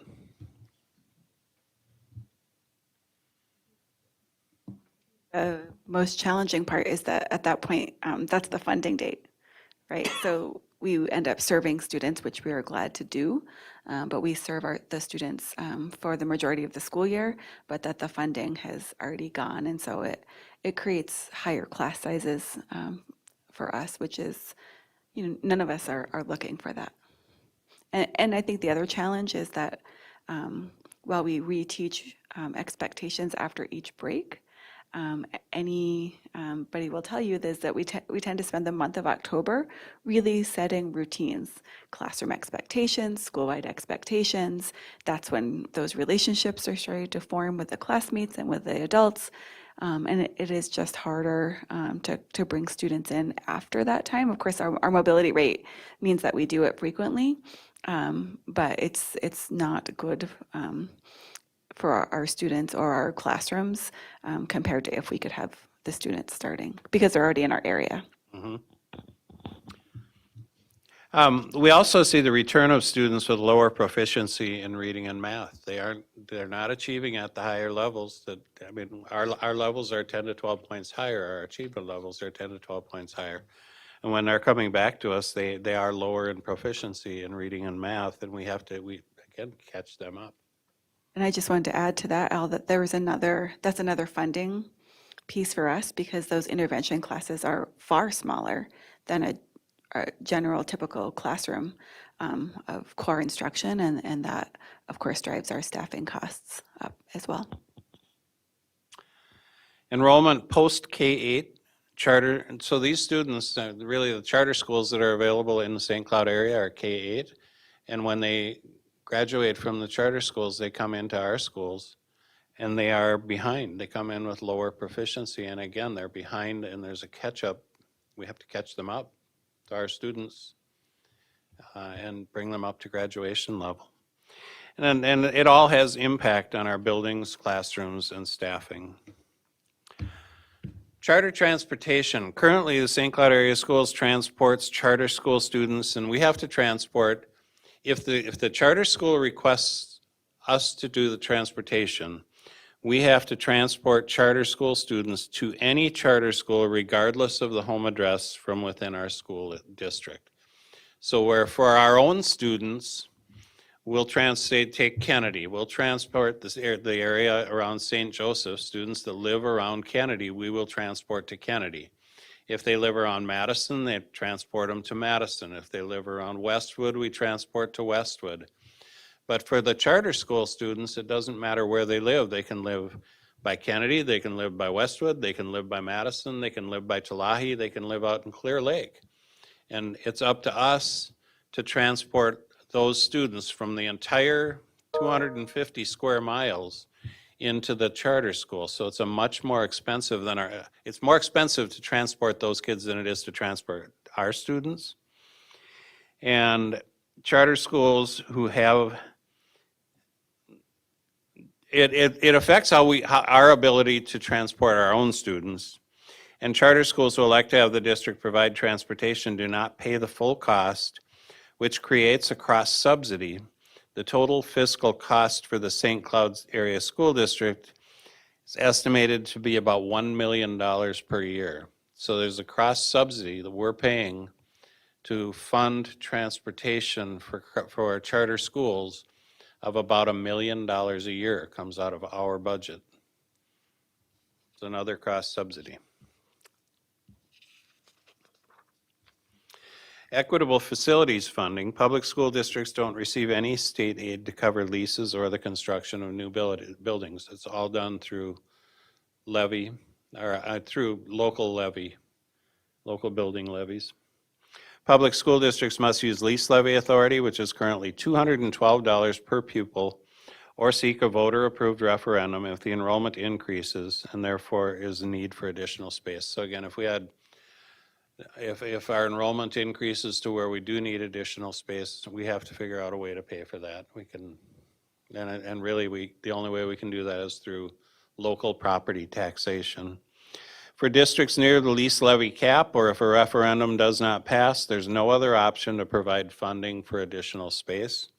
The state should provide equitable funding to public school districts through state aid and or increase the lease levy authority to $1,314 per pupil to match what charter schools receive in lease aid, which would give us the flexibility, if we had a surge in enrollment, to be able to build some facilities to house those students, build or lease some facilities to house those students.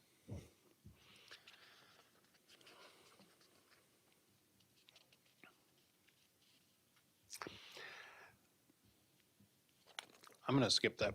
I'm going to go right to the potential advocacy. And these are items that I believe that we could put into our resolution, asking the Minnesota legislature or asking the Minnesota School Boards Association to advocate for in the Minnesota legislature. One is to establish the need for new and expanding charter schools. So if a charter school wants to expand, or if someone wants to create a new charter school, they need to show the need for it within the district. I mean, why create a new school and just transplant students from our district, taking funding away from the public school district over to a charter school, if there's not going to be any real benefit to education for doing so. Second, defining market saturation and a moratorium on saturated areas.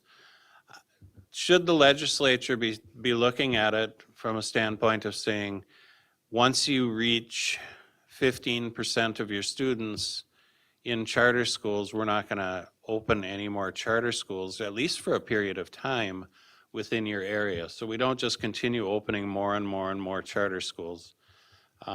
We are at 12% in our district. Minneapolis and St. Paul are in the 20%, like 22, 23% range of their students in charter schools. And it really puts the stress on those school districts, because when you lose 20% of your students, now you're looking at closing buildings. It creates a lot of turmoil within a district, and none of that turmoil is good. And again, let's look at the results. Are the charter schools really performing that much higher? Or are we just moving students out of the public school district to another school and doing the same thing in a different building and feeling like we did something. Next would be enforcing standards for performance relative to student outcomes and charter commitments.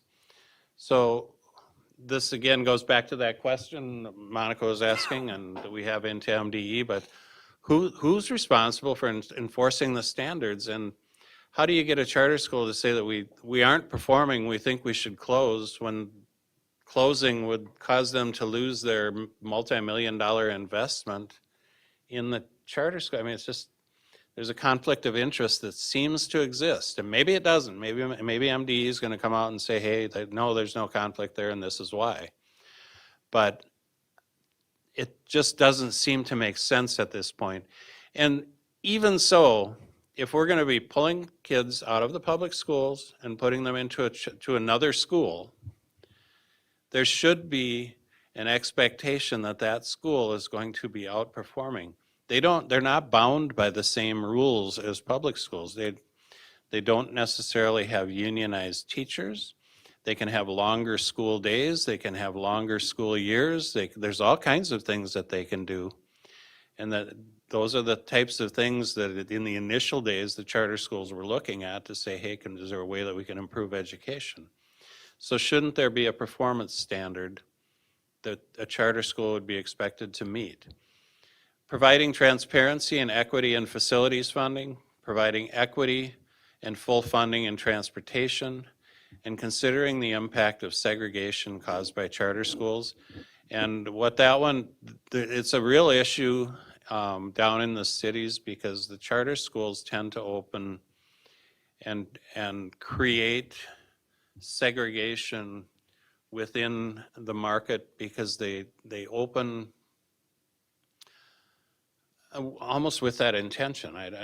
It's almost an intentional segregation. It's like one of the charter schools that has been approved in the St. Cloud area is looking to open, and it's going to be an East African charter school looking to bring in East African students where they can incorporate Somali culture and ideals into their school day. And if that happens, it's going to draw Somali students, no question, but that's creating segregation. And every time one of these schools opens that is that type of school, it opens based on a cultural difference, it just creates segregation within a market. Those are the basic items that I feel we could put into a resolution, giving some background. So the resolution's background information, what is it, why are we asking this, and what is it doing to our district? And then what are we asking the Minnesota School Boards Association to advocate for? And those would be the things that we would be asking them to advocate for. I think it would be put sort of in a way to say that we would ask MSBA that they lobby the legislature to establish the role and purpose of a new charter school and hold the charter accountable to it. And so it's kind of a two-pronged approach. I want to make it clear that this isn't an anti-charter school discussion. It's not an anti-charter school discussion. It's asking the question of, are the charters that are out there, are we getting what we were looking for from it? And is the proliferation, looking forward into the future, is the proliferation and unfettered growth of charter schools the best thing for education in Minnesota, or is there a better way? And all we can do is give our opinion and go out and advocate one way or another with MSBA, but we don't have the power to make any changes ourselves. But we can certainly ask for the legislature, who does have the power, to make some changes to take a serious look at this going forward. And so my question now to the board, after going through this, is there any other bullet points that you would see on here that we would want to add to a resolution that we would bring to the Minnesota School Boards Association, asking them to bring forward to lobby the Minnesota legislature on?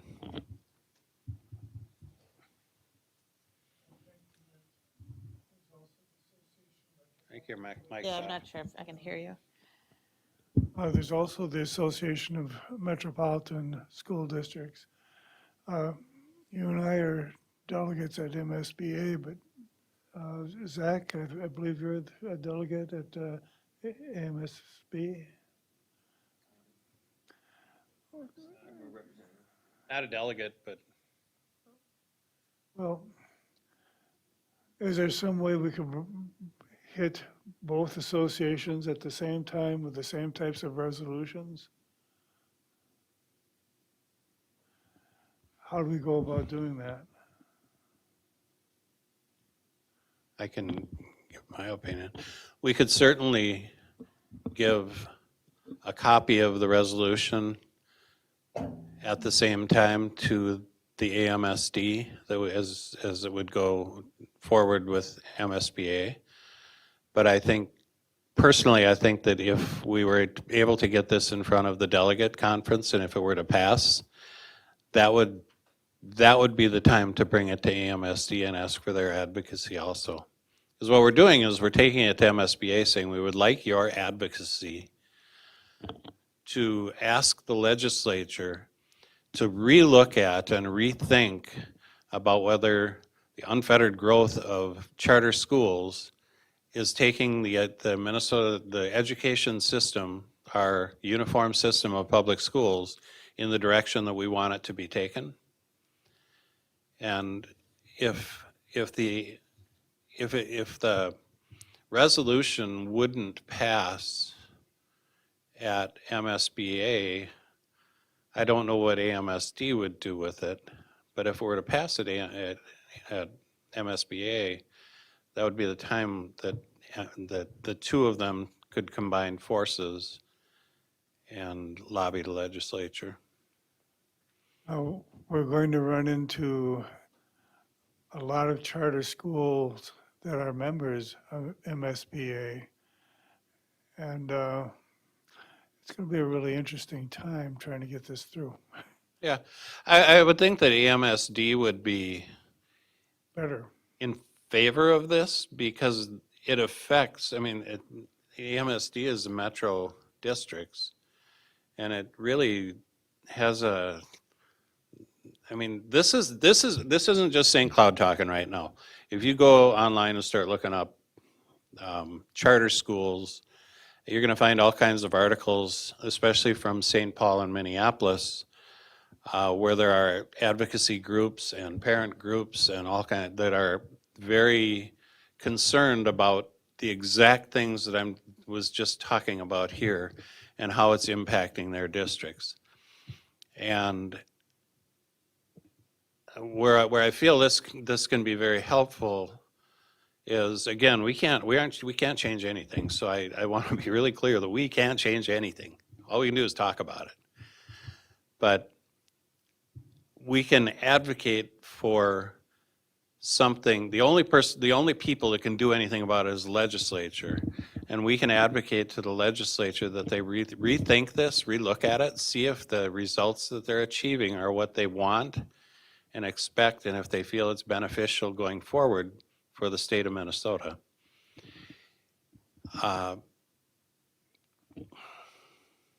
That's all we can do. That's all we can do.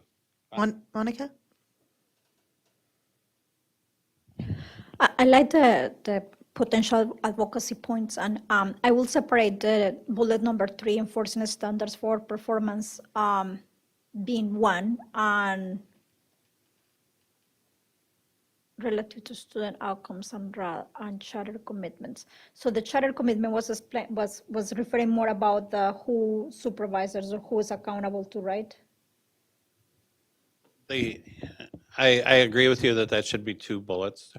The charter commitments, Monica, would be remember the charter school, the primary thing for the charter school was to improve educational outcomes. Secondary, they had to be different in one of these, they had to be different in at least one of the following ways. And so that's their commitment, is that they're either going to increase learning opportunities, they're going to provide a way to increase learning opportunities for all pupils, or encourage the use of different and innovative teaching methods. And so it'd be holding them accountable to show that they have made efforts to follow what they said they were going to do with their charter. That's the second part of that. I think those should be separated. That- I guess that being true to the charter commitment is one thing, but then it's missing one that is about accountability. And I really would like to also include a clarification in that accountability and that thing of the two boards that doesn't make sense. So have just a line about that. The point that I am not completely agreeing with is to consider the impact of segregation caused by charter schools. I mean, I don't think that all segregation is bad by being segregated. You have people that want to be with their own peers for X, Y, and Z. So I do think that that needs a little bit more, well, considering the impact of segregation, I think that we need to be more clear about what we're looking at considering. Because what you mentioned is considering that people will be segregated. And that people will be segregated, I don't specifically find a problem with it. But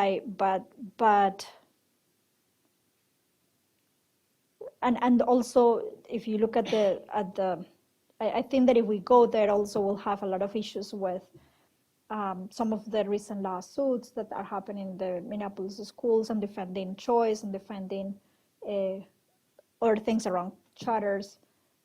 I already think that we need to go there and just get more into that specific part.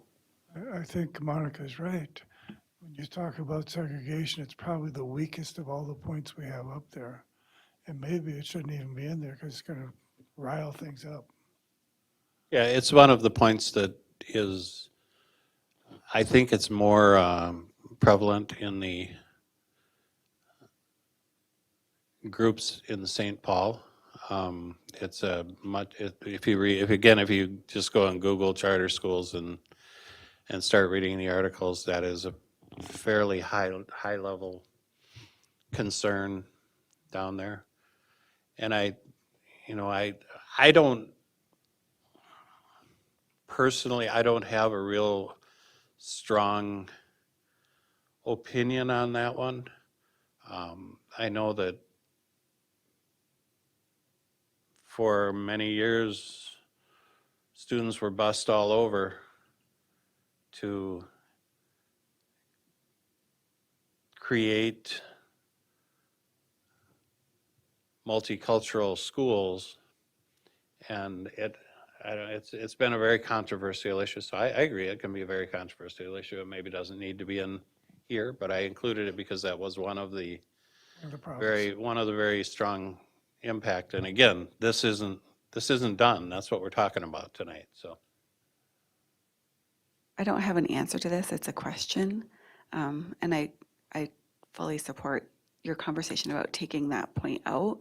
I do wonder, the state gives us funding to integrate, right? That's the achievement integration funding. So it's interesting that the state pays us or helps give us funding, right, to create strategies to desegregate schools. Right. But then there's a parallel funding structure for the opposite. But again, I understand like it muddies the conversation. It's just an interesting parallel. yeah, and I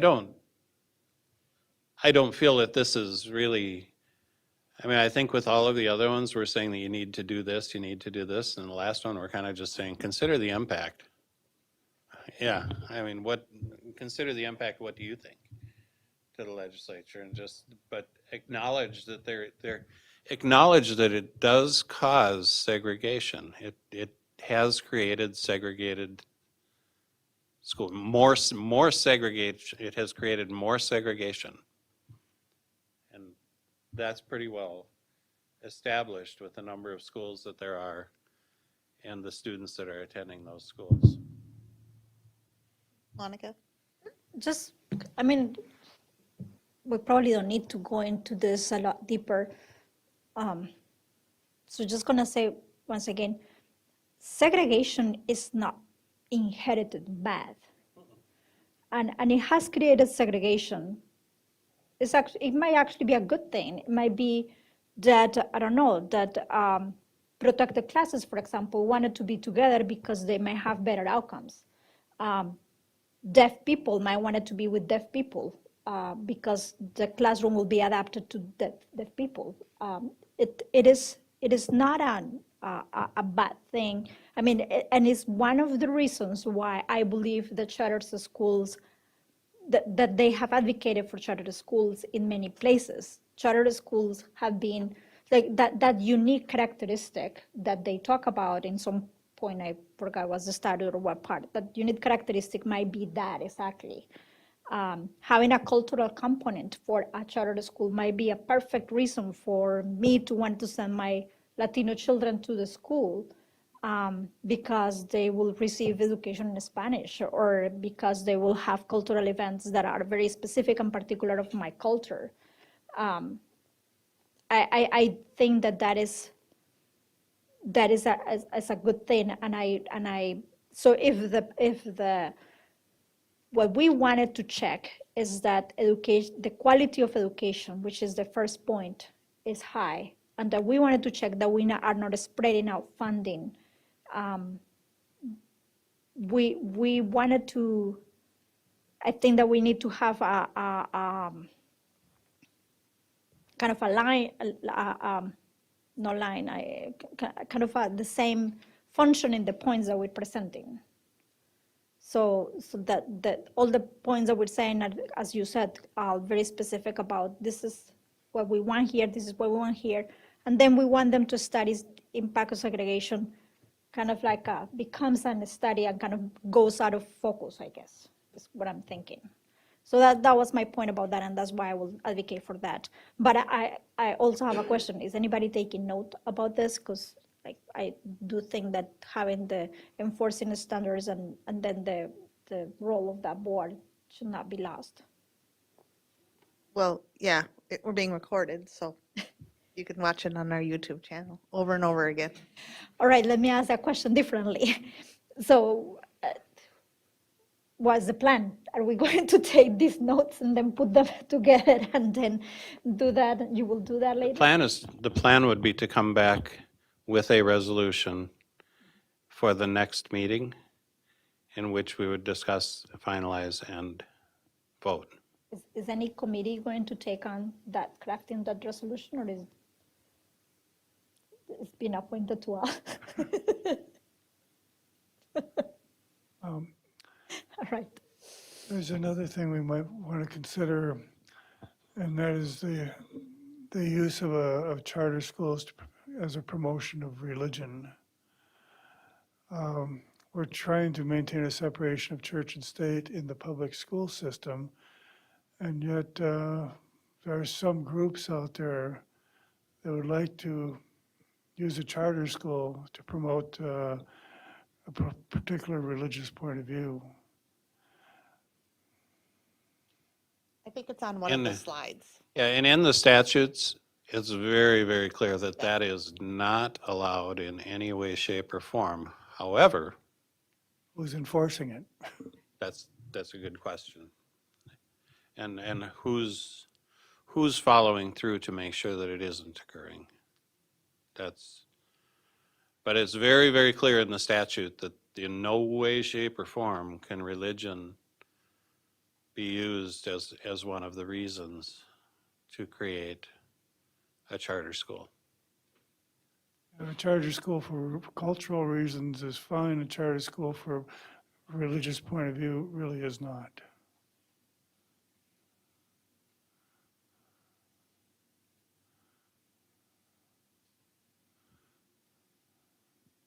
Zach? So the goal is to have something by next meeting? They want them, I mean, yeah, that would be the goal, is to have something by next meeting, but they want the resolutions to be submitted in September. And then I believe that they go through them in October, and then they get them back to the delegates in November. And the conference is in December. Any chance you can make a presentation? You've done a wonderful job tonight. Presentation, MSBA. the district that submits the resolution presents it. It isn't a long presentation like tonight, though. As long as you want it to be. Oh, it is. Well, we're gonna have fun. Yeah, what's that?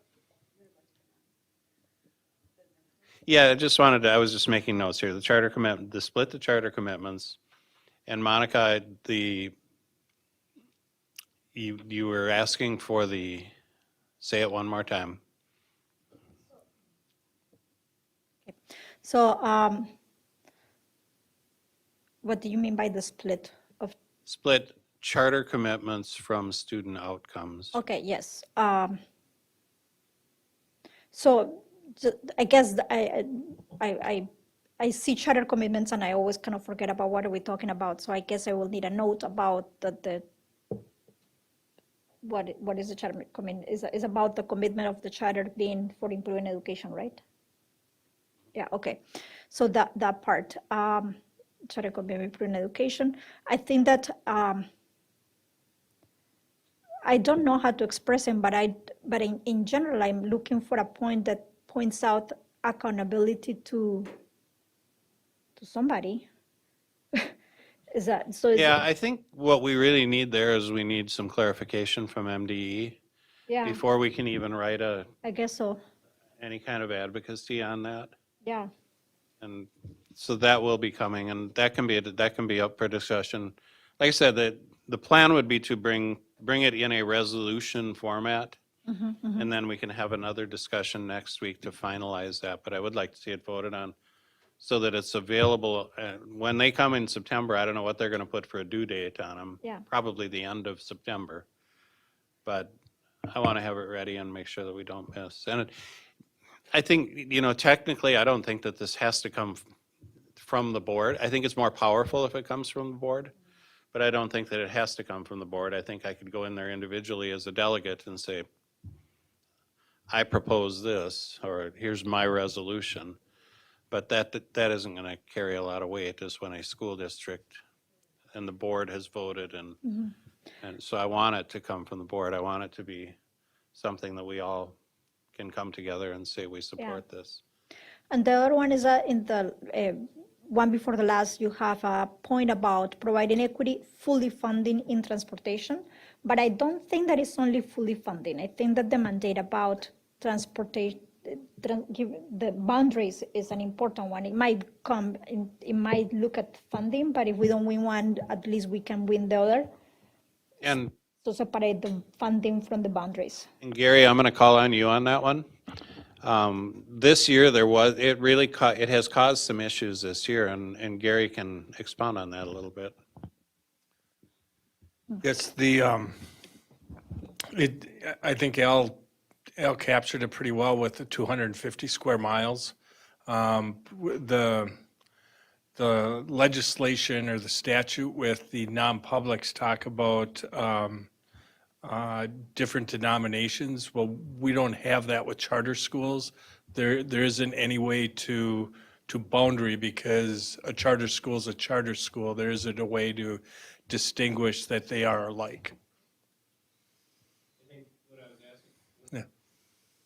What I was asking for there was that there was an issue this year in timing and how for route planning and the issues that occurred there. And if you could just go into how it can really cause some problems. Sure, yeah, two issues there. One is when there's a new charter school at we don't need to be notified until July 1, which is too late for our routing. The other issue is we had a situation this year where one charter school had opted in by the March 1st deadline, and we recently received a communication that they would like to provide their own transportation, and we're in the process of sorting that out right now.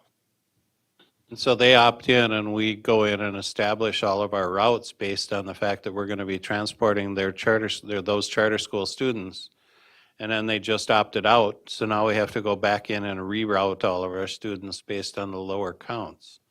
So it creates a lot of work and cost.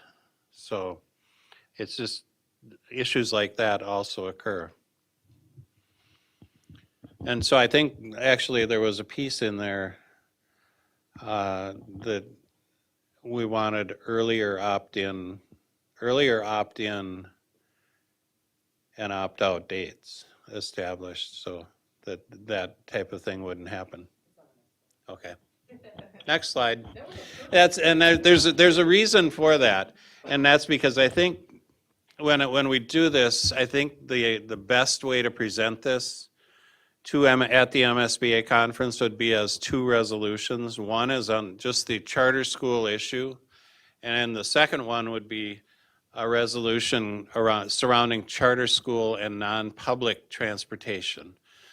So as a public school district, we are required to transport, if they opt in, we are required to transport charter school students, and we're required to transfer them from wherever they live within our boundaries to each of the charter schools. So it's a much more complex transportation issue, and it costs us, as I mentioned before, it costs us about $1 million a year. The cost of providing that transportation is about $1 million more than we receive in transportation funding for those students.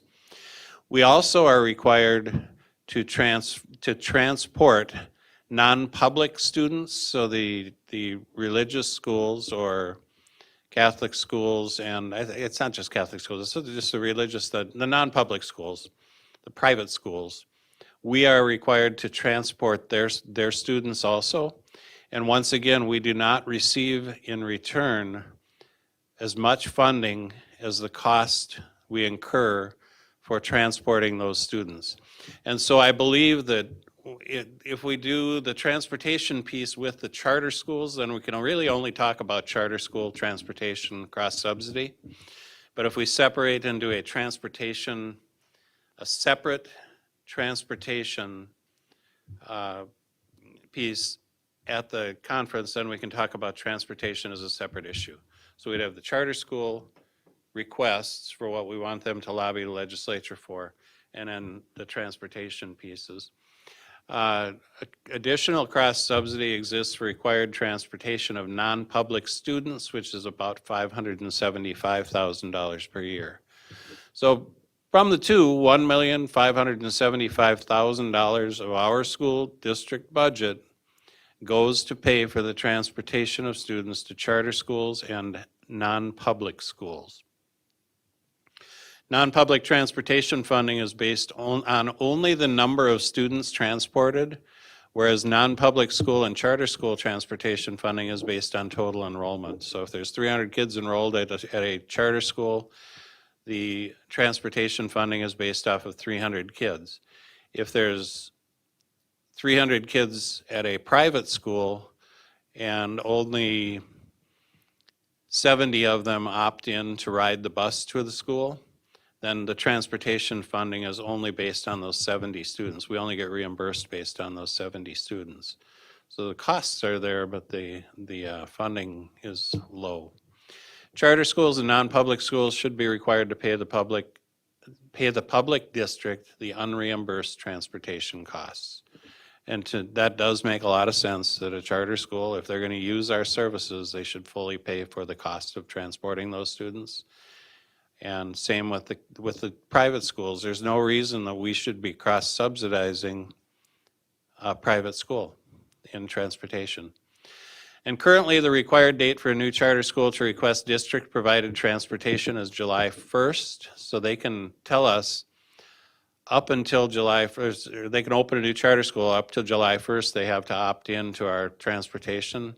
And that only gives us from July 1st to the beginning of the school year to route those students and know what the impact is going to be.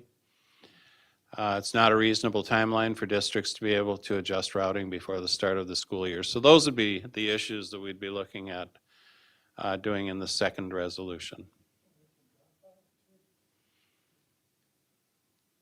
Gary was talking about when they drop out, then we have to reroute again.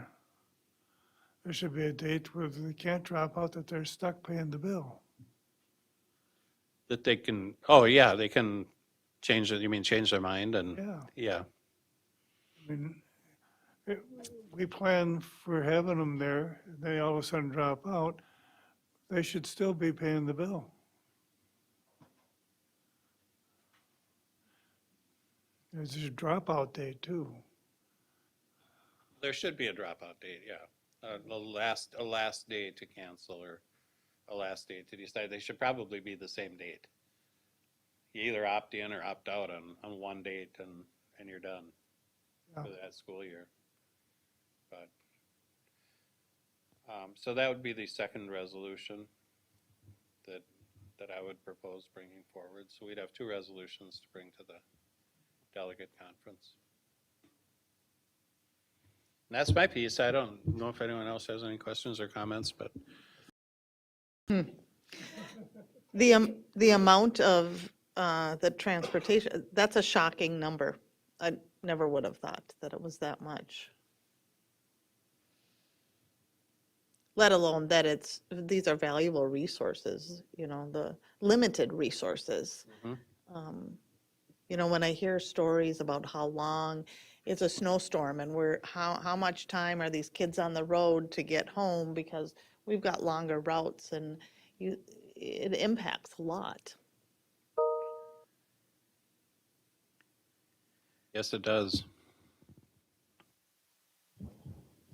This is a lot of great work. I've done a lot of research and listening to podcasts and reading articles. We're not the only ones out there having this conversation, but it's definitely time for Minnesota to have this conversation. I agree. I agree that the legislature should, the legislature should at least take a look at it. It's been 40 years since they decided to do this. They made a number of changes in the early years to make it easier and easier for charter schools to open. But since it's become more corporatized, and I use the word corporate loosely, but larger organizations opening larger charter schools. You're not seeing, we're going to open a charter school of 30 students. They're building schools for 600-700 students and really cannibalizing a public school district and causing issues. I mean, it's like it just doesn't make sense. And then there's where's the accountability and who's holding them accountable to that charter? And those are the questions that I think that the legislature should look at. And again, we don't have the ability to do anything, but the legislature does. So all we can do is advocate that they look at it. And that's it. And I really wish when that Gallagher guy here was here, I really wish he would have brought his watermelons with to smash at the end of his presentation. So, Shannon, did you say that you were being listening to that? We are not the only ones, but you said Minnesota. So the people or the other people that are having conversations about this are not in Minnesota. All of the above, but Minnesota, each state is a little bit different about what's going on. So California has more charters than any other state. And they have tons of charter schools. I just learned a week ago that Minnesota was the first one. So The first one of what? we opened up the first charter school. Oh. Oh, I want to defend that one. That's a one segregated school that I want to keep. We do too. Absolutely. And if a charter, I don't have a problem with the charter if they have something, to really make that experience different, and if they perform. But if you're opening so that you can build a big building and have the state pay for it, and your kids aren't going to perform, but you're just going to keep that thing going so that you can, in the end, make a lot of money, that's not what charter schools are for. And that's kind of the direction that they're going. We have to get back to the intention. Yes. If we're understanding it correctly, it seems like that was the intention, the uniqueness of it, and the higher performance level. But that's missing now, at least in some areas. Yeah. Learning. Mhm. Thank you for all the work. I was looking forward tonight. This is exciting to be having this conversation and to have this move forward for other people to be looking at it as well. Are we good? Okay. All right, we have a couple policies to review. First one is proposed revised board policy 506, student discipline, up for a first reading here, a big first reading.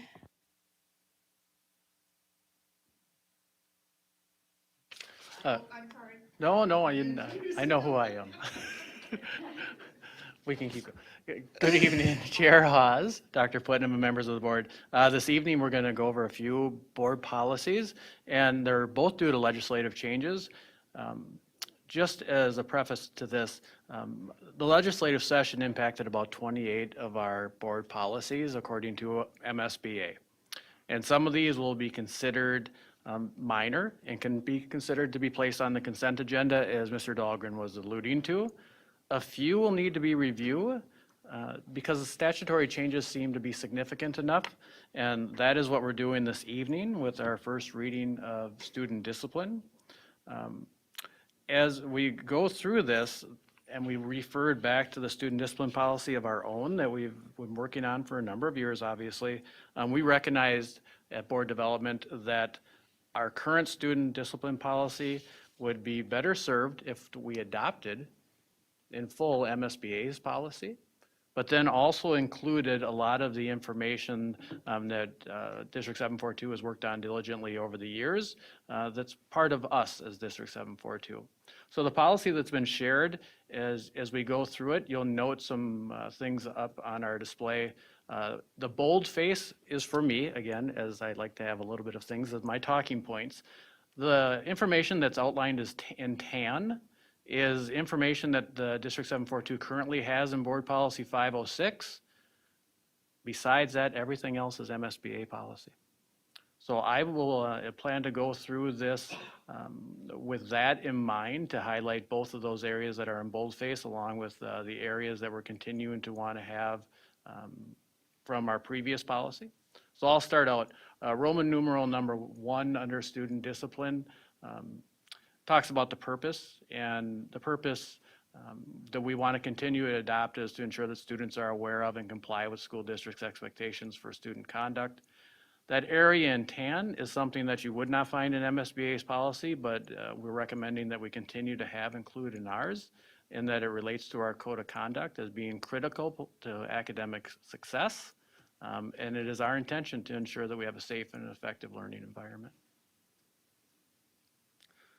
Roman numeral 2 goes on, again, primarily MSBA model language policy, but I would highlight that as a school board, we recommend that we recognize that nurturing the maturity of each student is one of our primary importance and is closely linked with the balance and must be maintained for authority and self-discipline as we go through our school days. One area that we wanted to continue on from previous policy was that all district staff are committed to teaching all students and to ensuring that the students' learning is not interrupted by disruptive or dangerous behavior or others. That is language that we want to see that we continued in Board Policy 506. Just a quick highlight that nothing has changed related to that. Everything within this board policy still aligns with the Minnesota's Fair Dismissal Act, something that we utilize at the building each and every day as we consider our interventions with students. Roman numeral 3 is a continuation of our district-wide responsibilities and how we look at school-wide behavior plans being an expectation both at the schools, something that gets incorporated into our code of conduct. So that would be letters A and B, ensuring that we have a student handbook that's available and that we're talking about positive behaviors with our students. The rest of the language in there is just language that's been crafted over the years within District 742's current 506 policy. I'll wait a moment if people want to look.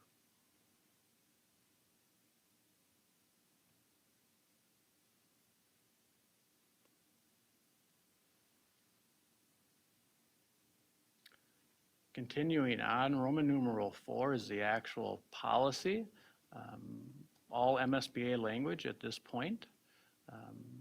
Highlights for this, that's a little bit of a change of what we're used to in previous Board Policy 506s across the state is MSBA's giving us that language related to non-exclusionary discipline that's related to Minnesota Statute 121A.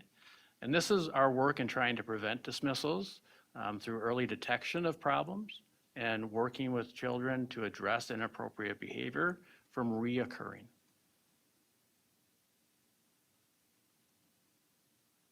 Another point made within the MSBA policy that's new under Statute 121A is that when a student is being expelled or excluded, or a pupil withdrawal agreement is going to occur with that child that we've done with the school district and the student's parents, is that we will continue to review the pupil's schoolwork and grades on a quarterly basis. We'll continue to communicate with those pupils' parents to ensure the pupil is completing their work assigned. And there's number 2 and number 3 also talks about how we continue to make sure that there's mental health services available for those students who are in the process of expulsion, exclusion, or a pupil withdrawal agreement. That is new information and new within the statute that came out of the 22-23 or the 23 session. Roman numeral 5 goes through our areas of responsibility. No significant change there. We've aligned ourselves with MSBA, but I believe previous to this, our board policy 506 was already similar in language.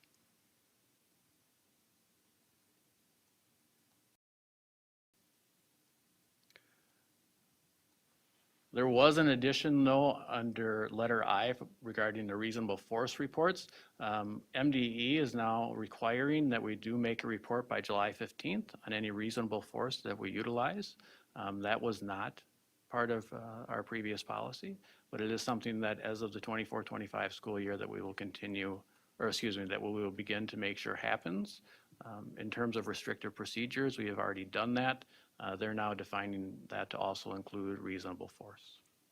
So this part of the policy is a reporting part of the policy.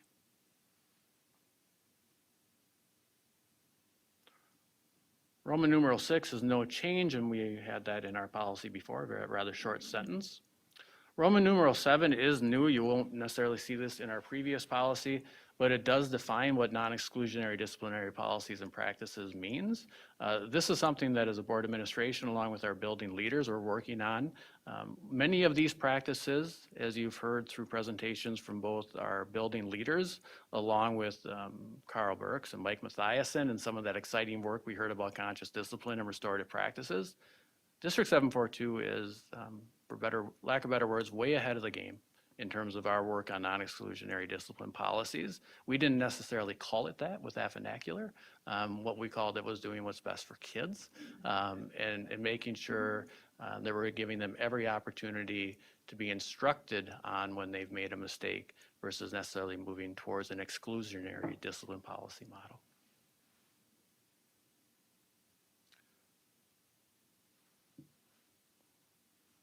Roman numeral 8 goes into disciplinary action options. Again, nothing new for us as a school district. We've always been a school district that tries to look at progressive discipline to the extent reasonable and appropriate as we investigate and work with kids when they are making mistakes within the school day. So the language there is in line with MSBA's, but it's not a major change in the practice of what happens in District 742. They did, though, in relationship to confiscation of items, they did not include 18-year-old students. And what we would indicate within our policy, that was an additional statement highlighted in tan, that we would be returning those confiscated items at the end of the school year or when deemed appropriate by the building administrator to the 18-year-old.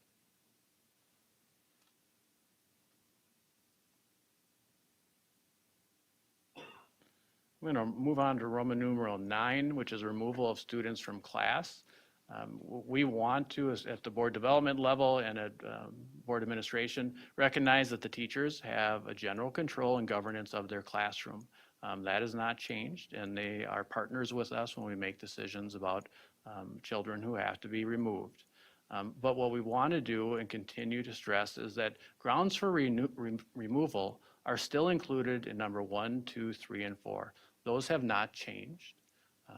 And we're going to continue to work to always have our students stay in the classroom to all means possible. And I'll talk a little bit more about below related to those opportunities and interventions that we suggest for our teaching staff and our non-licensed staff also to be working with students to keep them in the classroom. However, this statement for grounds for removal does continue to live in Board Policy 506 as recommended. So this is that area that I was talking about, that students will remain in their instructional setting unless the disruption can only be remedied by referral or removal. But we do make recommendations for alternatives to removal that may include some of these suggestions and practices and instructional strategies. These are not included in the MSBA model policy, but board development did make the recommendation that we continue to include them in our board policy 506. And I'll wait a moment if people want to take a look at those quickly.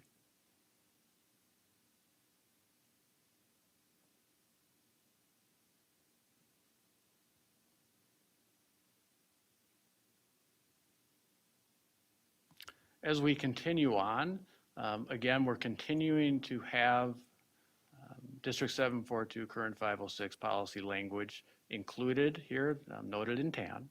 And again, these are ideas still related to removal of students from classrooms and some of the practices that we do in utilizing student support rooms, and also calling out that information for the student who is on an IEP and some of the things that we're ensuring that we are doing for those students. This again is not language that you would see in the MSBA model policy.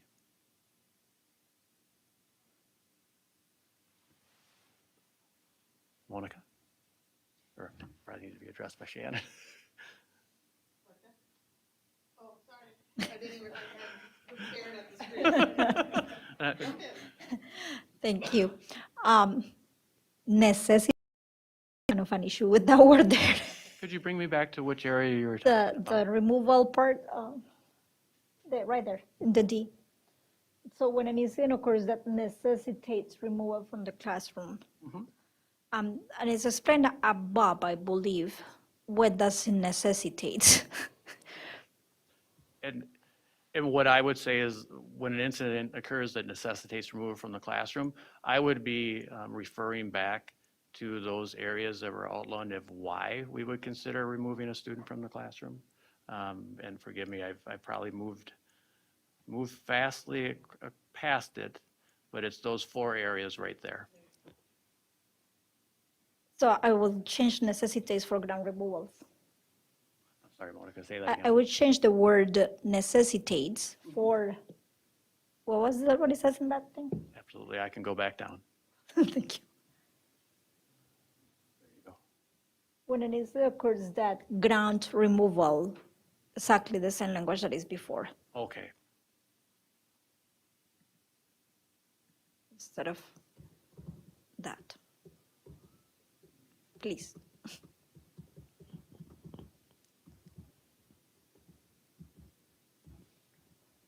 I'll leave it in parentheses and bring Yeah, it yeah. back for second reading. Thanks. Moving on to E, which is going to get specifically into students who are being serviced through special education or Section 504 of the American with Disabilities Acts. We continue to provide information within the policy that you're not going to see within the MSBA. This is not a change of language from our previous board policy 506. We, as a board development team, the recommendation was to take that language and make sure to include it in our proposed board policy 506. And I'll leave it up there for a moment.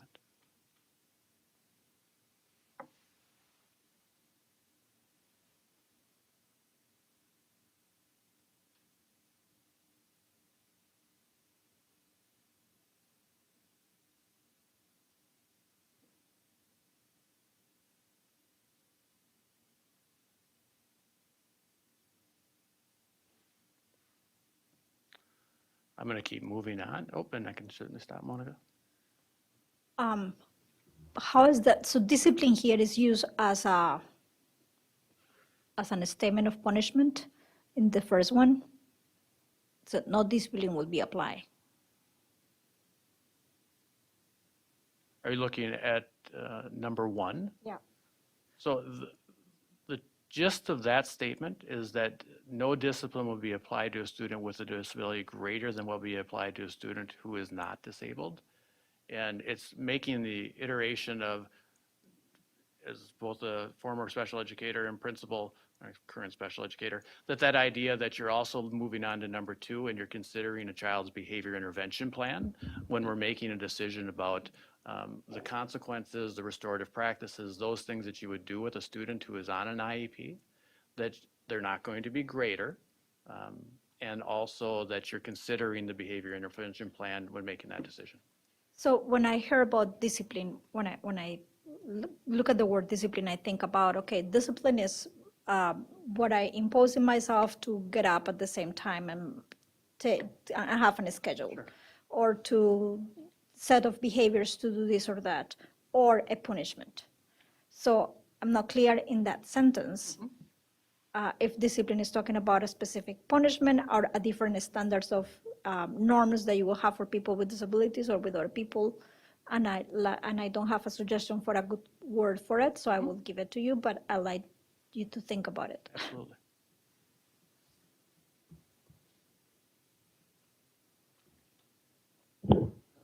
Continuing to move below, our opportunities for students to repair relationships, we do outline as being previous language in our current 506, along with information regarding our MTSS system of supports here within the district. I think it was, no, I don't think, the Board Development Committee felt strongly that we wanted to continue to include this language. It's part of who 742 is. And to just pull that language out, even though MSBA would not have been recommending under their model policy that it had to be there, there's no reason for it not to continue to be in there. And it does align with the mission of District 742. I'm going to go down to Roman numeral number 10, which does some definitions of what dismissal is. It does a definition of suspensions and when that can happen. There's no changes in that. The changes that you will see, and I'll talk about this briefly, is that disciplinary dismissals are prohibited right now for our preschool and kindergarten kids up through 3rd grade. It doesn't apply to dismissing a student for a day or for less than a day. However, the statute and the legislature this past year has us wanting to look really looking at that challenge of what we can be doing for non-exclusionary discipline and restorative practices with our littlest ones. So that is how it's being incorporated into Board Policy 506 as proposed.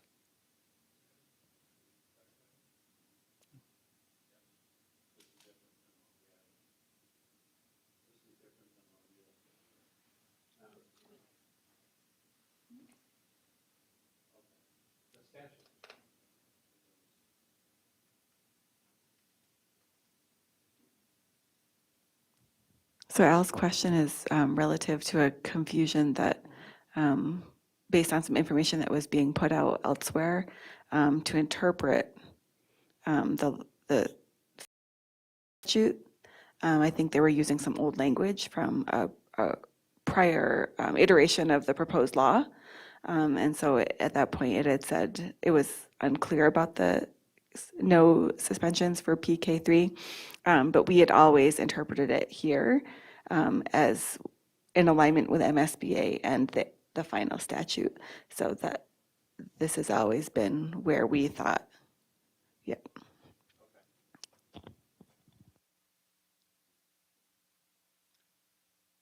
Thank you. So I'll keep moving down. Our suspension procedures, there's no significant changes, whether it's a child with special education needs, a child with 504 needs, or a child that doesn't have either. What we do talk about, and this is related to statute, is that pupils now who are suspended have the ability to have full credit for completing their assignments, that we have to be doing that. We have to offer that opportunity. We have to be working hard and diligently to make sure that for students who are under a suspension, that they're having that opportunity if they're turning in work, and that we're reaching out to help them with turning in work, that we're going to be able to give them credit for the work that they've done. And that is within statute.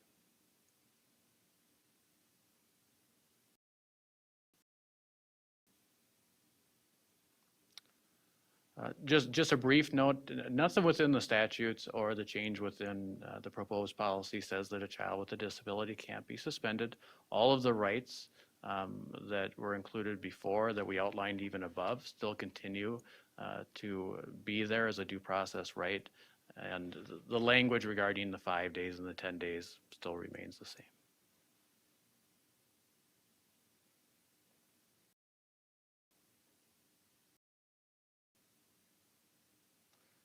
For letter E, no change in the definition of expulsion or exclusion.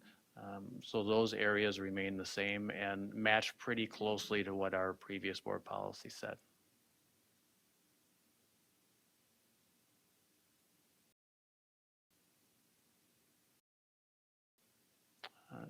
As you get through number 12, 13, 14, 15, this outlines the rights of a student as they're going through that process of expulsion or exclusion. No change in the language there.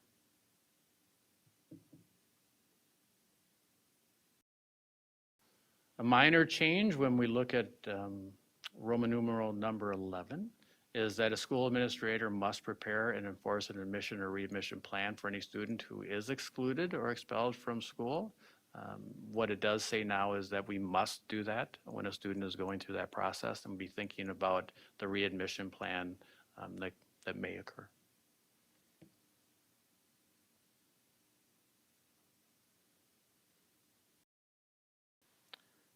Students with students with disabilities under Roman numeral 14, we did want to, and board development agreed that we would continue to maintain the language regarding what happens with our students who do have special education needs. It's something that's very helpful for our building leaders to be able to refer to. Obviously, it's helpful as we are working with students and families who have to go through these processes when some of these pretty big mistakes happen in our school buildings. So board development did recommend keeping this language within the proposed board policy 506. It doesn't live in MSBA's.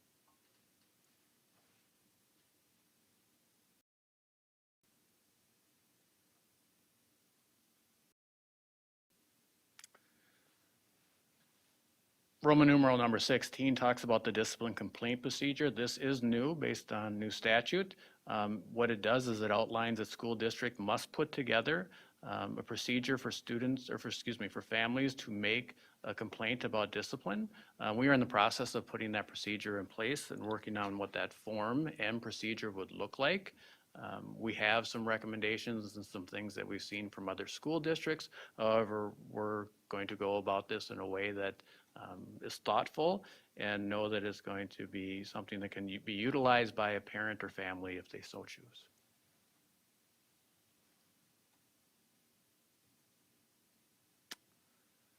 Getting towards the end, Roman numeral 17 and thank goodness I can still remember my Roman numerals. MSBA's policy regarding distribution of this particular policy goes into that it needs to go out in writing as their recommendation. Board development recommended that no, that we make it available to students and parents on the district website. It's not statutorily saying that we have to do it and put it out in writing. However, we know that on our website, we have that opportunity for it to be interpreted in 3 languages. So at this point, that is our recommendation. And with that is board policy as proposed 506.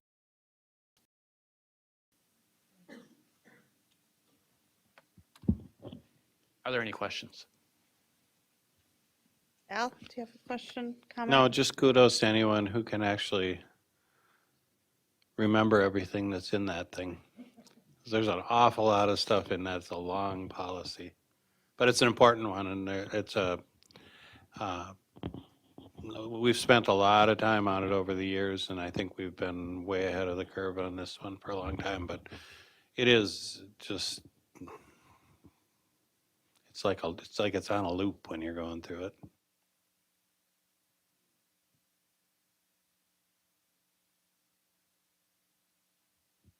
Okay, thank you. That was a well-explained recap there of a long policy.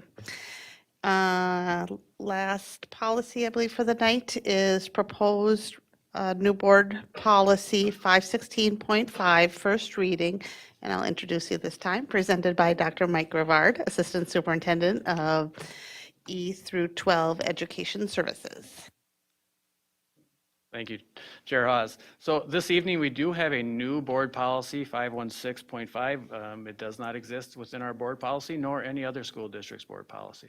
516.5 came out of legislation this year. Again, I will comment that District 742 was already ahead of the game in doing some of these practices and procedures. Notwithstanding that, I'll do a brief overview of the overdose medication.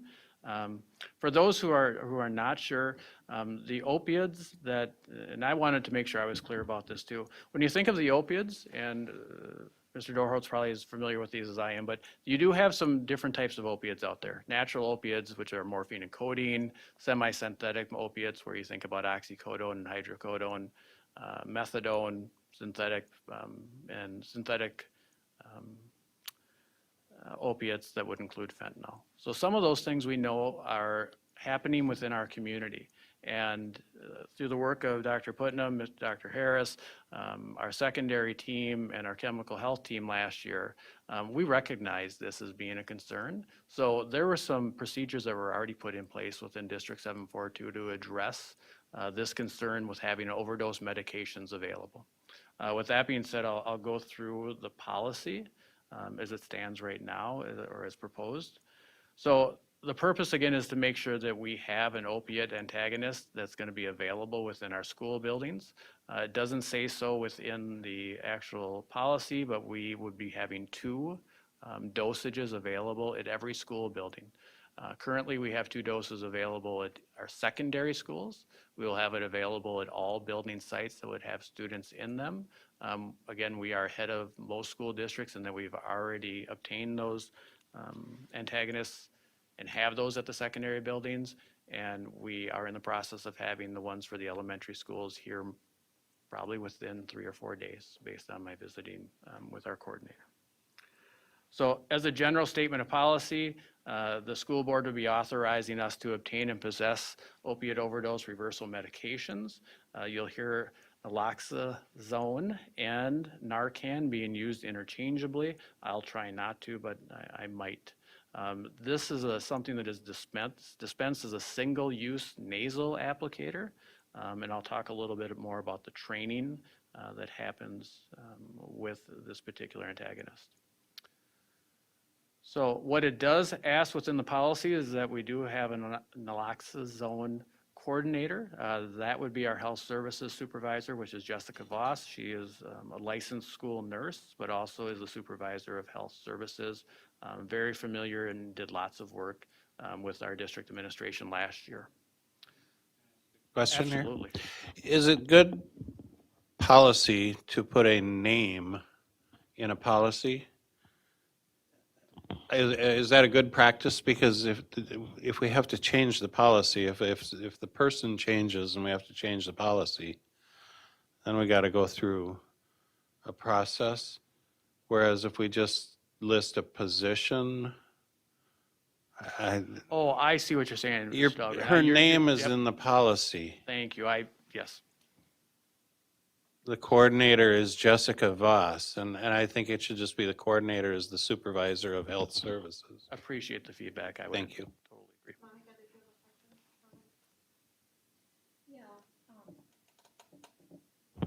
I wanted, you said an antagonist?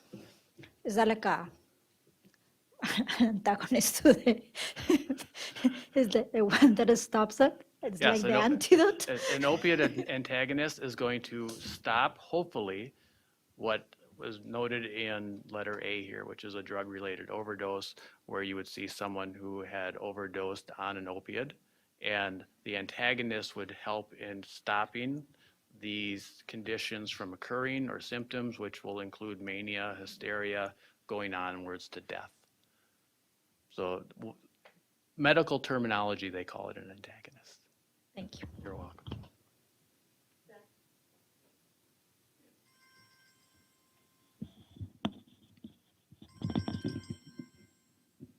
Hello?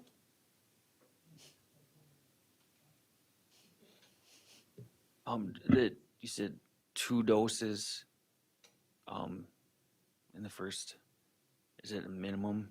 And the reason I say this, because I'm gonna be the guy who keeps scaring people. Most people who, adults at least, overdosing on fentanyl need more than 2.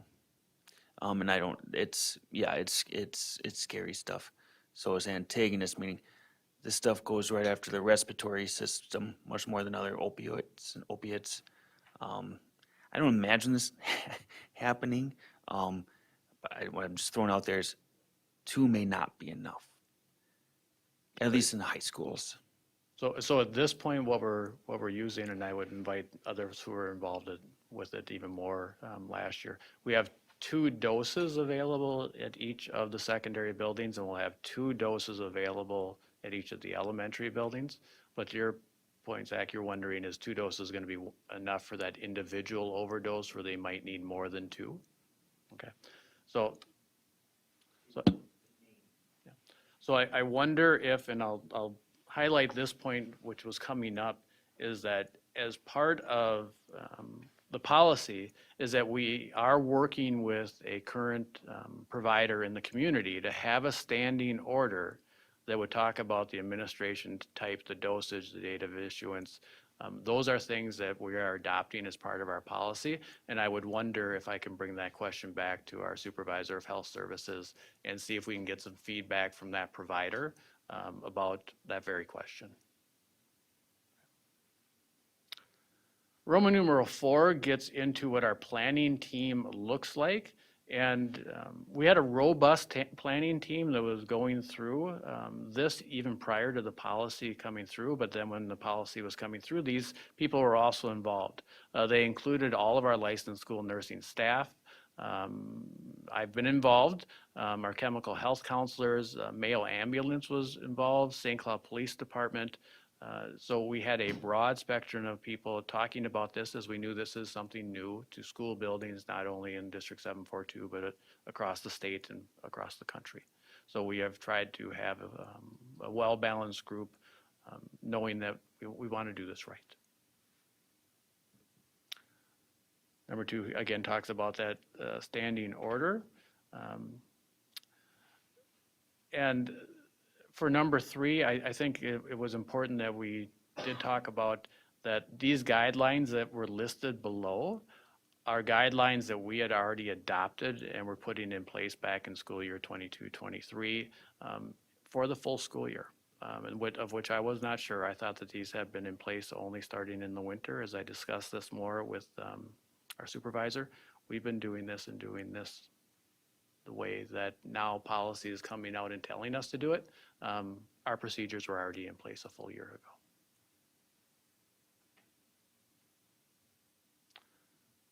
ago. Again, more information about the site planning team. For school district staff, we do have training that's set up. The people that will be trained on staff would include all of our nurses, our building leaders or administrators, our principals, and our medical response teams. And we have medical response teams at each of our schools who help and aid when we do have a medical crisis that happens. Roman numeral 5 gets into the storage of this. Supervisor Voss has all of these things figured out. Right now at this point, we are including to have one of the dosages in our medical response team bag. And one is in one of our health offices cabinets. Our licensed school nurse monitor and look through the dosages every month to make sure that they're still current, up to date, and that they're there.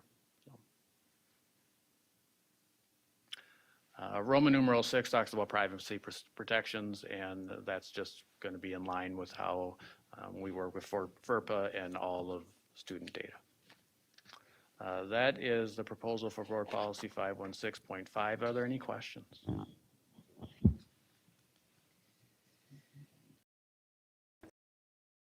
All right, thank you again.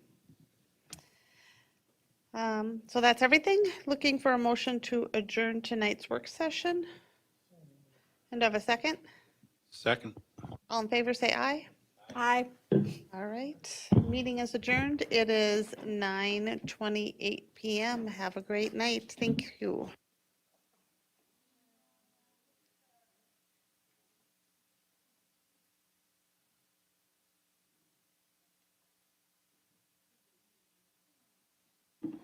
Did that make any sense?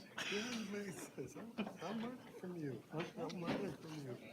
I was taking notes. Go